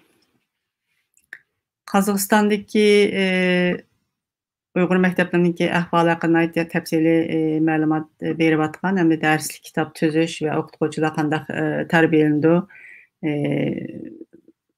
temasini so'zlayotganda ketib qoldik. Mayada ba'zilar nima uchun bugun bu videoni qilganligimiz haqida bir fikr yozibdi. Biz Uyg'ur sotidan keyin qildik. Uyg'ur sotini saqladik, vaqtimizni kechiktirdik. Bu yerda bir xato tushunish bo'lib qolmasin. Albatta biz Uyg'ur sotini bu programmamizning 5-idami deb o'tib ketdik. Butun kuchimiz bilan qo'llaymiz albatta. Buni cho'ng bir tarixiy voqea. Biz bu planni burun qilgan ba'zida qatnashuvchilarimizning vaqtiga munosib bo'lish kerak. Undan keyin bu uyushtiruvchilarning vaqtiga munosib bo'lish kerak. Biz hech qanday Uyg'ur sotiga ta'sir qilmagan ahvol ostida bu programmani bu akşam qildik. Hozir Uyg'ur soti oyoqlashdi, xeyli bo'ldi. Buni tushuntirib qo'ygim keldi. Ruslan efendimninki interneti kesilib ketib qoldi.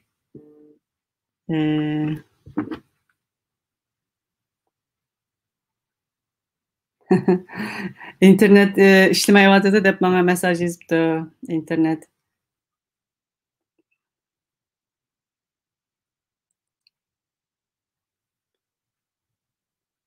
İnternet ketib qolibdi. İnternet ishlamay o'tibdi. Undaq bo'lsa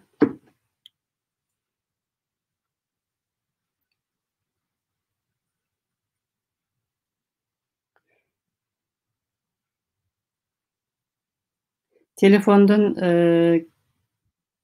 kirelse kirsin dep ben ne yazıp koydum. Mesaj yazıp attım. Kechiringlar.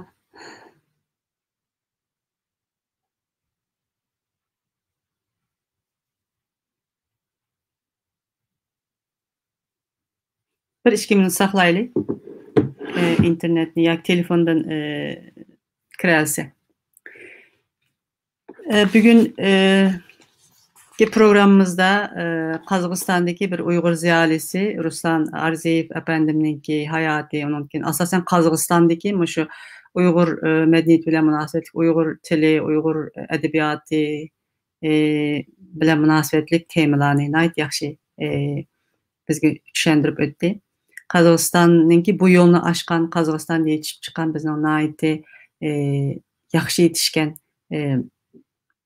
ziyolilerimiz var. Bularınki hem ictimai fənlərdə, hem təbii fənlərdə yaxşı alimlarla yetişib çıxanlığını köpünkimiz biliriz.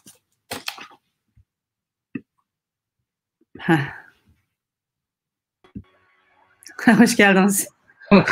Bunlar saçlaşıyatqandım.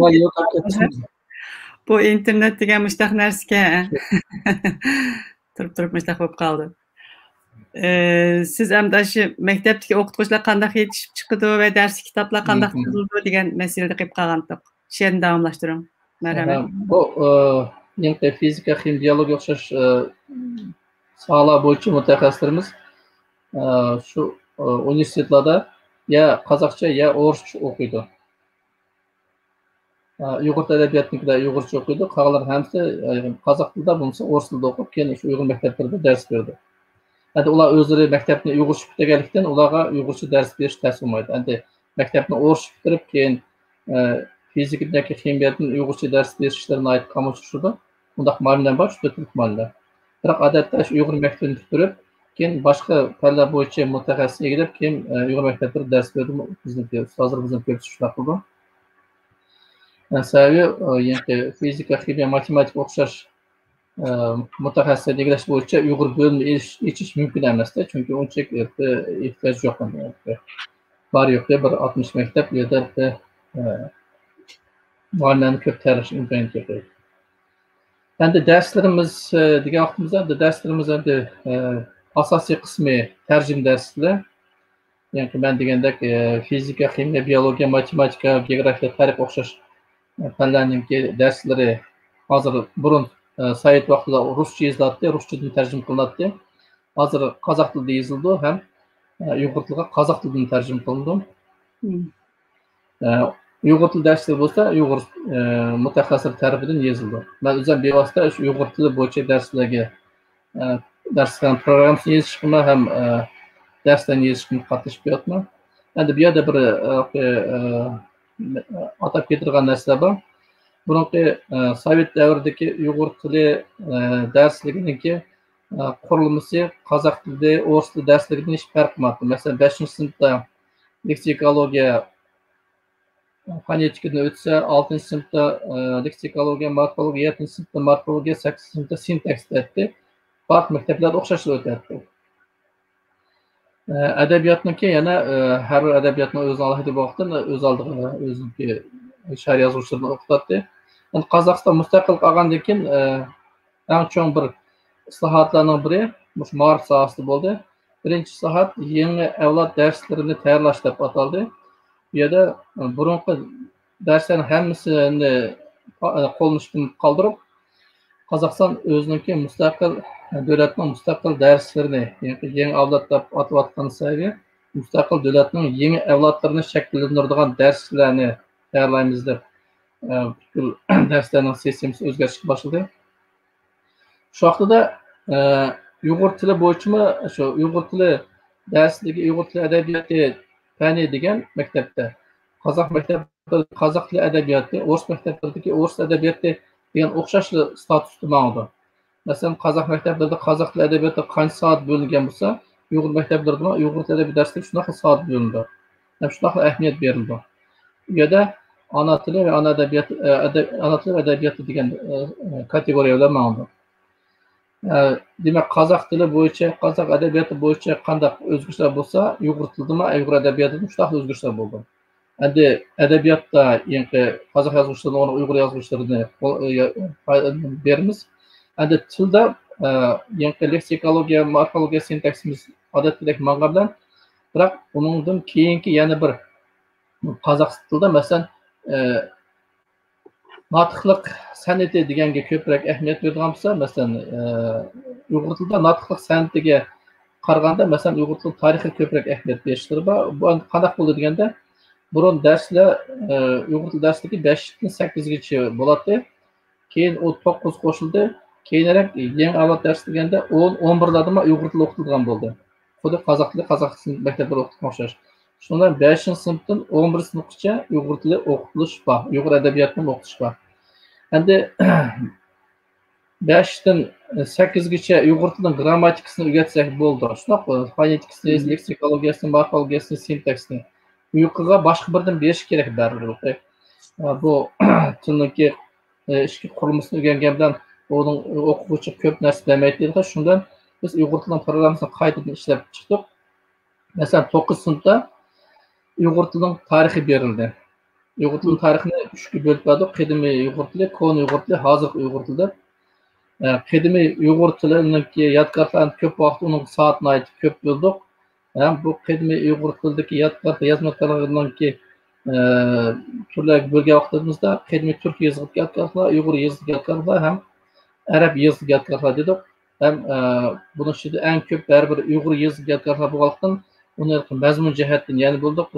Diniy yodgorlar, ilmiy yodgorlar, adabiy yodgorlar dedik, salom xatlar dedik, polnomlar dedik, adliya hujjatlari dedik. Shunun hammasini biz 9-sinfning o'quvchisining yosh alohidliklariga, shuningki qabul qilish imkoniyatlariga loyihalashtirib darslarga kirgizdik. Shundan biz yaxshi nima qildingiz? Haqiqatan 9-sinfning bek yaxshi o'tdi. Nayt ondan bir ders ko'pdi-da. Bundaq ders bo'lgan Uyg'ur tarixida mumkin emasdi. Undaq ham qadimqini butun turlar bo'yicha ham o'ttiri davrini ham keyingi davrlarni bundaq turlar bo'yicha o'rgatish bek yaxshi o'tdi. Xo'shal bo'ldim. Bu yerda yangi tilning grammatikasiga baribir jiq ahamiyat berib, faqat yozmayotganlar. Masalan, shu diniy yodgorlar bo'lsin, shu oltin yoqlar bo'lsin, yoki bizningki buni xos, buni ma'niy dinning munosabat xosliklar bo'lsin, buni kimimiz shin qo'shar etib, uniki oltin yoqlar tarjimali bo'lsin, oltin yoqlar bo'lsin. Abidarım koşta, abidarım koşmuş tasvirler, ularning o'shalar hammasi qisqacha. Bugun shu tarixiy aslında qisqacha bir endi maktab o'quvchi loyiha bir uzundan berib, shu eng asosiy maqsad qadimiy uyg'ur tilida mandaq bir yozma yodgorlar bo'lgan, masalan 10-asrda Shinqo'shali tutdim degan boshqa bir asar yaratgan, uning ustiga adliya hujjatlari degan masalan noyatda qandaq bir cho'ng bir uyg'urning madaniyatining bir ko'rinishi, masalan oddiy bir uyg'ur, yana bir oddiy bir uyg'urdan bir kichik bir narsa qaz olgan bo'lsa, shuni qandaq rasmiylashtirgan, uning qurilmasi qandaq bo'lgan, adliya hujjatlarining turlari qandaq bo'lgan, hatto bir ikki uyg'ur o'zaro bir do'st bo'lamiz, ag'in bo'lamiz desa, shunga maxsus hujjat tuzib, shuni davlatniki bir qonunga moslashtirib, ashta bir hujjatdan turishda bu millatniki yozma yodgorlarda ko'rilgan noyatda bir yuqori madaniyat edi. Shuni o'quvchilar yetkazishga tirishdik. Onundaki bu yerda ham Mustafa Akın'ınki kitabı asaslanıp Uyg'ur tilining dialektlarini berishtirishdim. Onundaki bu kitobning beshida Uyg'ur tili degan bu dunyodagi o'zaldiq bir til emas, bu Uyg'ur tili degan turkiy tillarning ichidagi bir til deb, shu Uyg'ur tili bilan qozoq, qirg'iz, o'zbek, tatar, turk, boshqa tillar bilan sal-pal o'xshash ayrımchiliklarni ko'rsatib, ham shu tillarda bir matnlarni berib, shuni uyg'urchaga tarjima qilib ko'rsatib, demak uyg'ur o'quvchilariniki buni til bo'yicha, bu turkiy tillar bo'yicha bilimini sal kengaytirishga tirishdik. Bu 9-sinfning darsliginiki avtorlarining biriman, biri Abduvali Qaydarov, ya'ni cho'ng qozoq olimi degan olimiz. Ham bu yerda uyg'ur tilining stilistikasini berildi. Endi 10-sinfda nima beramiz degan vaqtda 10-sinfda yana shu burungi darslarni desak bo'lmaydi. 10-sinfda de sal boshqa bo'lsin dedik. 10-sinfda uyg'ur tilining imlosi dedik, dedik. Mumkin uyg'ur tilining lug'atchiligi degan bir mavzuni oldi-da, shu Uyg'ur tilini lug'atchilik deganda, shu Devon lug'at turkni mumkin qadar kengroq shu Devon lug'at turkniki Mahmud Qashqariyning tarjimalidan boshlab Devon lug'at turkniki tepilishi, o'rganilishi, uning leksikasniki tematikalik klassifikatsiyasi, shu yemek-içmek ataqları bo'lardi, millat qabilalarning atalari bo'lardi, ya shahar yezdan atalari tag'i daryolar atalari. Mushalar hammasini o'zim yemek-içmek, kiyim-kechak mushalar hammasi ataqlarini qisqacha shu maktabda yeshib o'qishlar loyihalashtirib uni berdik. Bu nihoyat bir cho'ng o'rin oldi. Undan keyin Uyg'ur lug'atchiligining uyqi davomi bu qadimiy Uyg'ur tilidagi lug'at bo'lsa, undan keyingi kon Uyg'ur tili munosabati nihoyat ko'p lug'atlar bor, Navoiyning asarlari munosabat. Ularni qisqacha tanishtirib uni berdik. Undan keyin bu 10 sinfdagi darslarda yana bir Uyg'ur tilidagi nutq etiketi degan bir mavzu kirdi. Nutq etiketi nima? Yani devalvatif kısmını mı aslında nutq etiketi kısmını mı üzerine yazdım. Ben nutq etiketini yazış jarayonida ben biraz qiynaldim. Ben de mesela rus tili qardim, qozoq tilini qardim, bu yerda shu qandoq salomlashdi, qandoq ko'ngil edildi, qandoq xo'shashdi degan hammasiniki radlik berilgan. Endi biz Uyg'urcha bilimiz degan bilan shu bir yerda masalan bir odamniki ahvol so'rash bo'lsin, yana birdan bo'lish uchun shuniki bir odat qo'llangan nutq etiketining formalari degan bir masala bor. Shuni bizda ancha bir o'rganilgan deganda uni radlab, uni bir to'plab bir o'rgatmasa u yo'qolib ketavergan. Sababi u oziyib ketilganda qo'nish doirasi. Shu o'zimniki bildirganlarimdan qildim. Keyin 90-yili shu tarixiy vatnimizdan chiqqan bir kishi bo'ldi. Sultonqo'rg'onda meshitning imomi Umar Hajim degan kishi. Shu o'zimning yozganlarimni erib u kishini oldiga bordim. Berib mana mashlaq masalada men depasida men uchun 90-yil chiqqan odam bizniki Uyg'ur elidagi tariximizdagi Uyg'urlar qanday salomlashdi, qanday xo'shashdi, qanday bir og'ir odamga qanday ahvolni so'raydi, bir musibatni qanday bildirib, shu hammasini nimalar borda, shuni kamsi aparib u kishi bilan so'zlashdim, so'zlashib u kishi bilan biroz narsani depadi, keyin yana uniki deganlarini to'xtirib qaytadan bordim. Ashtaqa Uyg'ur tilining nutq etiketi degan bir ismi yozildi. Bu bizning o'quvchilarimiz uchun kerak bir mavzuda bo'ldim, chunki Uyg'ur tilini bilish degan adabiy asarlarni tushunish emas, ya'ni har qanday bir hayotdagi vaziyatda qanday so'zlash kerak. Masalan, o'zingiz yaxshi bilsangiz, turklarniki shu nutq etiketi nihoyat taraqqiyotda. Bu yerda har bir kichkina bir harakatga bir gapi bor turklarniki. Yemek-içmek bo'lsin, bir so'z setishlar bo'lsin, hamma yerda bir yaxshi gapi bor. Bizda shu gaplarni yangi ratlab tizib qo'shgan yeri biz qo'shib boshqa tillarni ashta bir taraqqiyot qilish yerlari borda, bu bizda undaq o'rganilgan sog'lomni birga. Endi Urumchida bu soha bo'yicha rost aytganda bir durust kitob ko'mdim. Bu salomlash degan narsalar bor, biroq yangi har bir ko'rishganda, xo'shlashganda her kişi ayol kishi er kishiga, cho'ng kichikka, o'g'il qizga, qiz o'g'il degan nihoyatda tarmoqlar ko'p, mush tarmoqlarning hammasini o'rganish kerak ekanda, bu o'zining farqlari bor. U bizning tilimizda bor, biroq uni o'rganib, shuni yig'ib, shuni ratlab ishlash kerak. U bo'yicha bu chal ovqatda biroq to'liq emas u yana. Yani bu ait bir yeni bir nim bo'libdi. Haqiqatan ait kerakli bizningki shu jihatda ehtiyojimiz bor bir kitobni tuzib chiqibsiz. Ko'p rahmat. Buni hamda dunyodagi butun ana til, Uyg'ur ana til maktablarimi ishlasi bo'lgandek sizning tugatgandan keyin, uning uchun qo'lingizdan chiqqandan keyin. Bu nihoyatda bu 10 sinfning darsliginiki bir bo'limi bilan kirgazgan darslikka. Bu keyin yana izlash uchun yana unaqa ayrim o'tirish kerak bo'ldi. Bu 10 sinfning darsligi, 11 sinfning darsligi bu ikki xil yo'nalishda chiqilgan darslik. Biri ijtimoiy gumanitar yo'nalish bo'lsa, ikkinchisi tabiiy matematikalik yo'nalish darslar. Mushunga o'xshash bir o'ylab ko'ring, o'sha Uyg'ur tilining darslari deganning o'zi 5 sinf, 11 sinf bo'lgan vaqtida 10 dan boshlab yana ikki xil yo'nalishda bordi. Ham har bir kitob tabiiy matematikalik yo'nalish ayrim kitob bo'lib chiqadi, ijtimoiy gumanitar yo'nalish ayrim kitob bo'lib chiqadi. Ular bir-birisiga ham o'xshamaydi, farqindi.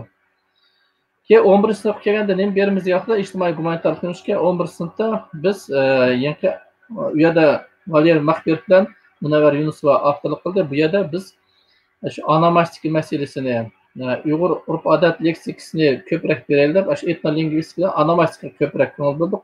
Demak, shu Uyg'ur elidagi shahar, yez, tog'lar nomlarini berish orqali 11 sinfniki darsligini biroz qismi shuni berdi. Undan keyin Uyg'urlarning to'y to'kin va boshqa urf-odatlarida qo'llanadigan so'zlar, umumiy ko'p.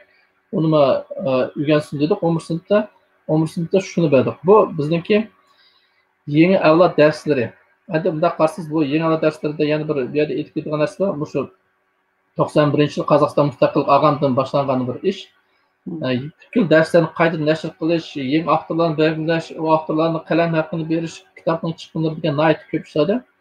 Shu vaqtda Qozog'istondan keyin rahbarligida shuna bir savol paydo bo'ldiki, endi Qozog'istonning isr boshlanib, Qozog'iston mustaqillik olgandan keyin Qozog'istonning iqtisodi nihoyat og'ir bo'lgan. Nihoyat ta'sir oldu. Chunki burungi Sovet ittifoqi davridagi o'zaro munosabatlar, iqtisodiy munosabatlar uzilib ketgandan keyin Qozog'iston o'z oldiga qoldi. Bu yerda bir mumkinchilik bo'lmadi. Iqtisod jihatdan taraqqiy etishda. Shu vaqtda qanday qilamiz bu Qozog'istondagi Uyg'ur maktablari degan bor, o'zbek maktablari degan bor. Bularningki darslarini chiqargan bo'lsak, buning nihoyat ko'p chiqim ketadigan, mumkin chiqamsak bo'lamdi degan o'xshash masalalar tug'ilgan vaqtida, endi shu vaqtdagi shu ma'rif sohasidagi rahbarlar yo'q, bu Uyg'ur maktablarini saqlab qo'yishimiz kerak.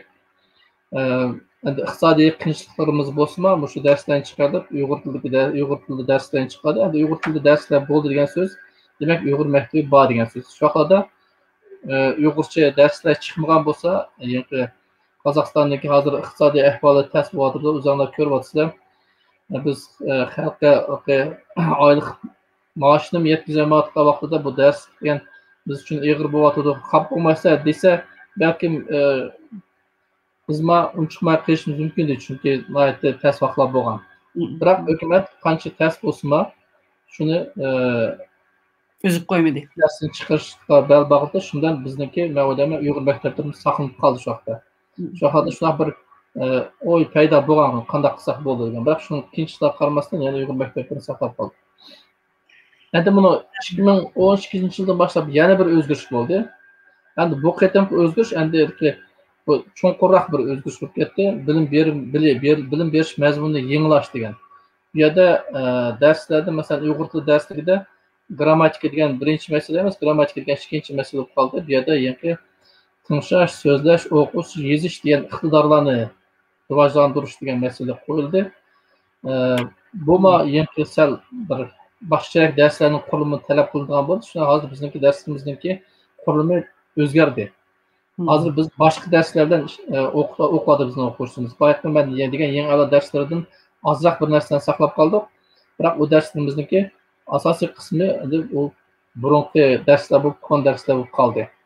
Endi bu yangi darslarniki asosiy maqsadi bu yerda yangi o'quvchilarning funksionallik savodini oshirish degan masalaga ko'proq ko'ngil berish. Masalan, adabiyotda sha'ir yozuvchilarning tarjimalini, uning barliq asarlarini o'rgatish emas, bir asarning o'zini endi Bloom taksonomiyasi deb qo'yamiz. O'sha Bloom taksonomiyasi bo'yicha yangi bilish, tushunish, qo'llanish, tahlil qilish, sintez, baho berish darajasi bo'yicha 6 darajada o'rgatish masalasi bor. Boshqa adabiyot har qanday asarni yangi bilish darajasi, tushunish darajasi, qo'llanish darajasi, tahlil, sintez, baho berish 6 bosqichdan o'tkazib o'rgatish degan masala chiqdi.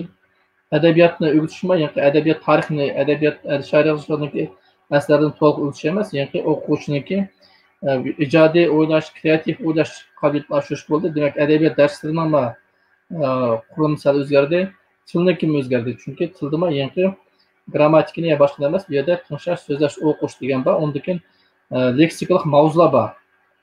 Masalan, kompyuter deydigan bir mavzu bo'lsa, shu kompyuter bo'yicha matnlar yetish kerak. Masalan, o'simliklar deydigan bo'lsa, masalan 5-sinflarda o'simliklar dunyosi deydigan bo'lsa, o'simliklarga munosabatli bir matnlarni ishlash kerak. Shuning uchun yangi hozirgi darsimizniki sal o'zgardi. Bu endi Qozog'iston shu 2012-yildan boshlab Angliyanınki Cambridge Üniversitetinden bir kelişimge odatda, şuna Cambridge Üniversitetinden birlikte bir programlar işlep çıktı. Şu programlar asasında bu atkan bir özgürlükler hazır. Bu özgürlükler yakındaki derslerin özgürlüğü gelip geldi. Mümkün derslerin ölçüşünün özgürlüğü gelip geldi. Bu ılgı Mars asasında bu atkan özgürlükler, endi u yerda Uyg'ur maktablar var, şu özgürlüklerin içinde mesela mandaq bir özgürlük bo'ldi, mandaq bir darsdan chiqish kerak desa, shuning ichida Uyg'ur maktablarim bor. Uyg'ur maktablarini olimlarini shunga ustozlarim shunga jalb qildi. Hem o'xshashlar bizga darslarni yozish va boshqa ishlarga imkoniyatlarni berdi. Hem darsdan chiqishma shu o'quvchilarning soniga bog'liq nashr qilinib turdi. Köp rahmat. Təfsili məlumat verdiniz bu haqda. Amma çox cıq işlərini qılğanlığınızı bütün dünyadakı Uyğurlar anladı, sizin anladı. Hem Maarif metodu bilen birleşip ketken yaxşı kitaplarını tüzüpsizler. Hakikaten bütün dünyadaki Uyg'urlar faydalanadigan yaxshi darsliklar bor ekan qo'linglarda. Bundan men xursand bo'ldim. Biz 1,5 soatni eshib ketdi. Vaqtimiz endi sizning bundan keyingi tadqiqot planingiz nima? Qisqacha endi shundan nima qilayotgan bo'lsangiz? Bay onunla ben to'g'risida aytib o'tib yoki Uyg'ur tilidagi so'z yozuvchi qo'shimchalar bo'yicha ishlash bo'yicha biroz material yig'ib qo'ydim degandim. Shu endi shuni davomlashtirishim kerak, shuni bir kitob chiqarishim kerak. Shu ishim endi oldimgi asosiy ishlarim bir shu bo'ldi. Ondan keyin yana bu ma'rif ishlari bilan davomlash. Bu bizniki kundalik ishlarimiz bu. Darslik, ma'rif ishlardan kundalik ishlarimiz. Bu en başta atıp olmaydigan mas'uliyatimiz. To'g'ri, to'g'ri. Hem yoshlarga nima bilan tavsiya qilasiz? Oxirgi so'z. Endi shu Quto'dagi bilik degan so'zni endi ikki xil ma'noda deydi. Biri baxit berguchi bilim deb. Haqiqatdanmi shu hamma baxit, hamma utuq, hamma yaxshi natija shu bilimda deb undan 10 yil burun Yusuf Pasayev deb ketgan. Men o'sha bu gap texnik qo'ndirgani yo'q. Qo'ndirmaydi. Shu bizniki Turpandagi yodlar xalqi bilik bilan yabagin bilik sana ash bo'lar, bilik bilgan o'ylarga bir kun davlat tush bo'lar deydi-ku. Shuningdek bilim bilan shug'ullanish lekin Yusuf Pasayevning bir yaxshi gapi bor. Bilik boyliq bilik boyliq ol chiray bo'lg'isiz, o'g'ri qaraqchi ana olg'isiz deydi. Shunaqa. Demak bilim degan shundoq bir boyliq, uni o'g'ri qaraqchim olamaydi degan. Demak endi bilim orqali hammasi men shu hal bo'lish kerak degan bir yaxshi gaplarni bizniki ajdodlarimizdan deb qo'ygan. Biz faqat shularga rioya qilishimiz kerak ekan deb o'ylayman.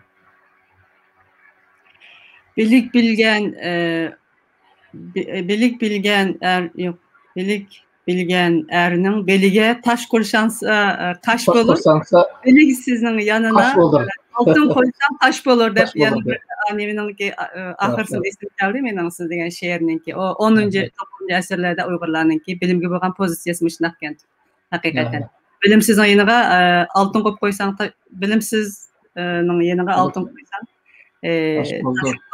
deb bilimlikning yeniga boy nemisiga beliga taş qo'yib qo'ysang altın bo'ladi deganda qash bo'ladi deb. Haqiqatan bilimninki hozir qudratini ko'ryapmiz. Bilimlik millatni hech kim qul qilolmaydi degan yana bir xosiyatli bir gap bor. Bilimlik millatni hech kim qul qilolmaydi. Agar biz o'zimizni bilgan bo'lsak, o'zimizning tariximizni, o'zimizniki, men har bu programning hammasi deb ketaman, takrorlangan bo'lsa kechiringlar, takrorlanib ketayotgan bo'lsa, ammo bilimlik bo'lmay turib biz yani özümüzdeki şu Uygur erkenliğini Xudoyim buyursa çokum qo'limizga alamiz deb ishlama. Şu alsak mı yani bilimlik bo'lmasak, agar bilim hurmat qilmasak, bilimlik bo'lmasak, uni yana qo'ldan chiqarib qo'yish xatarimi bor. Shuning uchun bilimlik bo'lishimiz kerak, bilimga hurmat qilishimiz kerak. Hammamiz ma'rif nayt muhim bu sohada. Rahmat. Biz bilan birga bo'lgan nayt yaxshi qimmatli fikrlarni berdi. Sizning o'quvchilaringiz, ondan keyin Qozog'istondagi ziyolilar, hozir ko'ryapti do'stlar, yomon kashf ketdi. Vaqt bugun biroz kesh boshladik. Boshlamadik, sot tugasin deb. Shundaq bo'lsa biz birga bo'ldinglar. Ko'p rahmat aytaman. Endi Murat Hamrayev ustozdan tatib nurg'un Qazaqstan yetişip çıkan ziyalilarninki isimlerini bir yerde dep ötüp ketdik. Allah rahmet kılsın vafat bolganlarga. Yaşavatkanlar uzun ömürlerini bersin. İşte neticelik bolsun.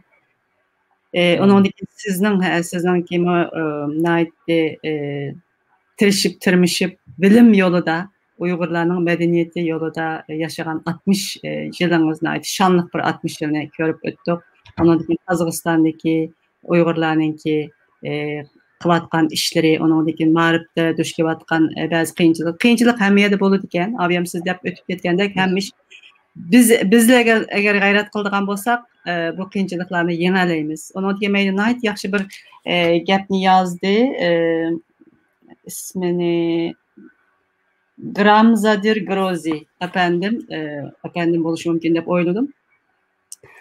Uyg'urninki shu Xitoyni sotqa tortilishi ularning nihoyatda mixt ekanligini ko'rsatdi deb yozibdi. Haqiqatan biz endi nihoyatda kuchli Xitoyniki butun dunyoning hamma yeri qo'llari yetadigan bir Xitoyni shu sotqa tortilishimizning o'zi haqiqatan bizga boshqacha bir ilhom bo'lishi kerak. Ve bu sotninki muvaffaqiyatli bo'lishini programma 5'i deb o'tib ketgandim. Arzu qilamiz hammamiz. Bundaq bo'lsa, oxirlashtiraylikmi, Ruslan efendim? Durus. O'zi vaqt kerak bo'ladi. Ko'p rahmat. Rahmat sizga. Xudoyim omonat etsa, yana bir akademiyada ko'rishguncha omon bo'linglar. Omon bo'laylik. Alloh omonat. Rahmat.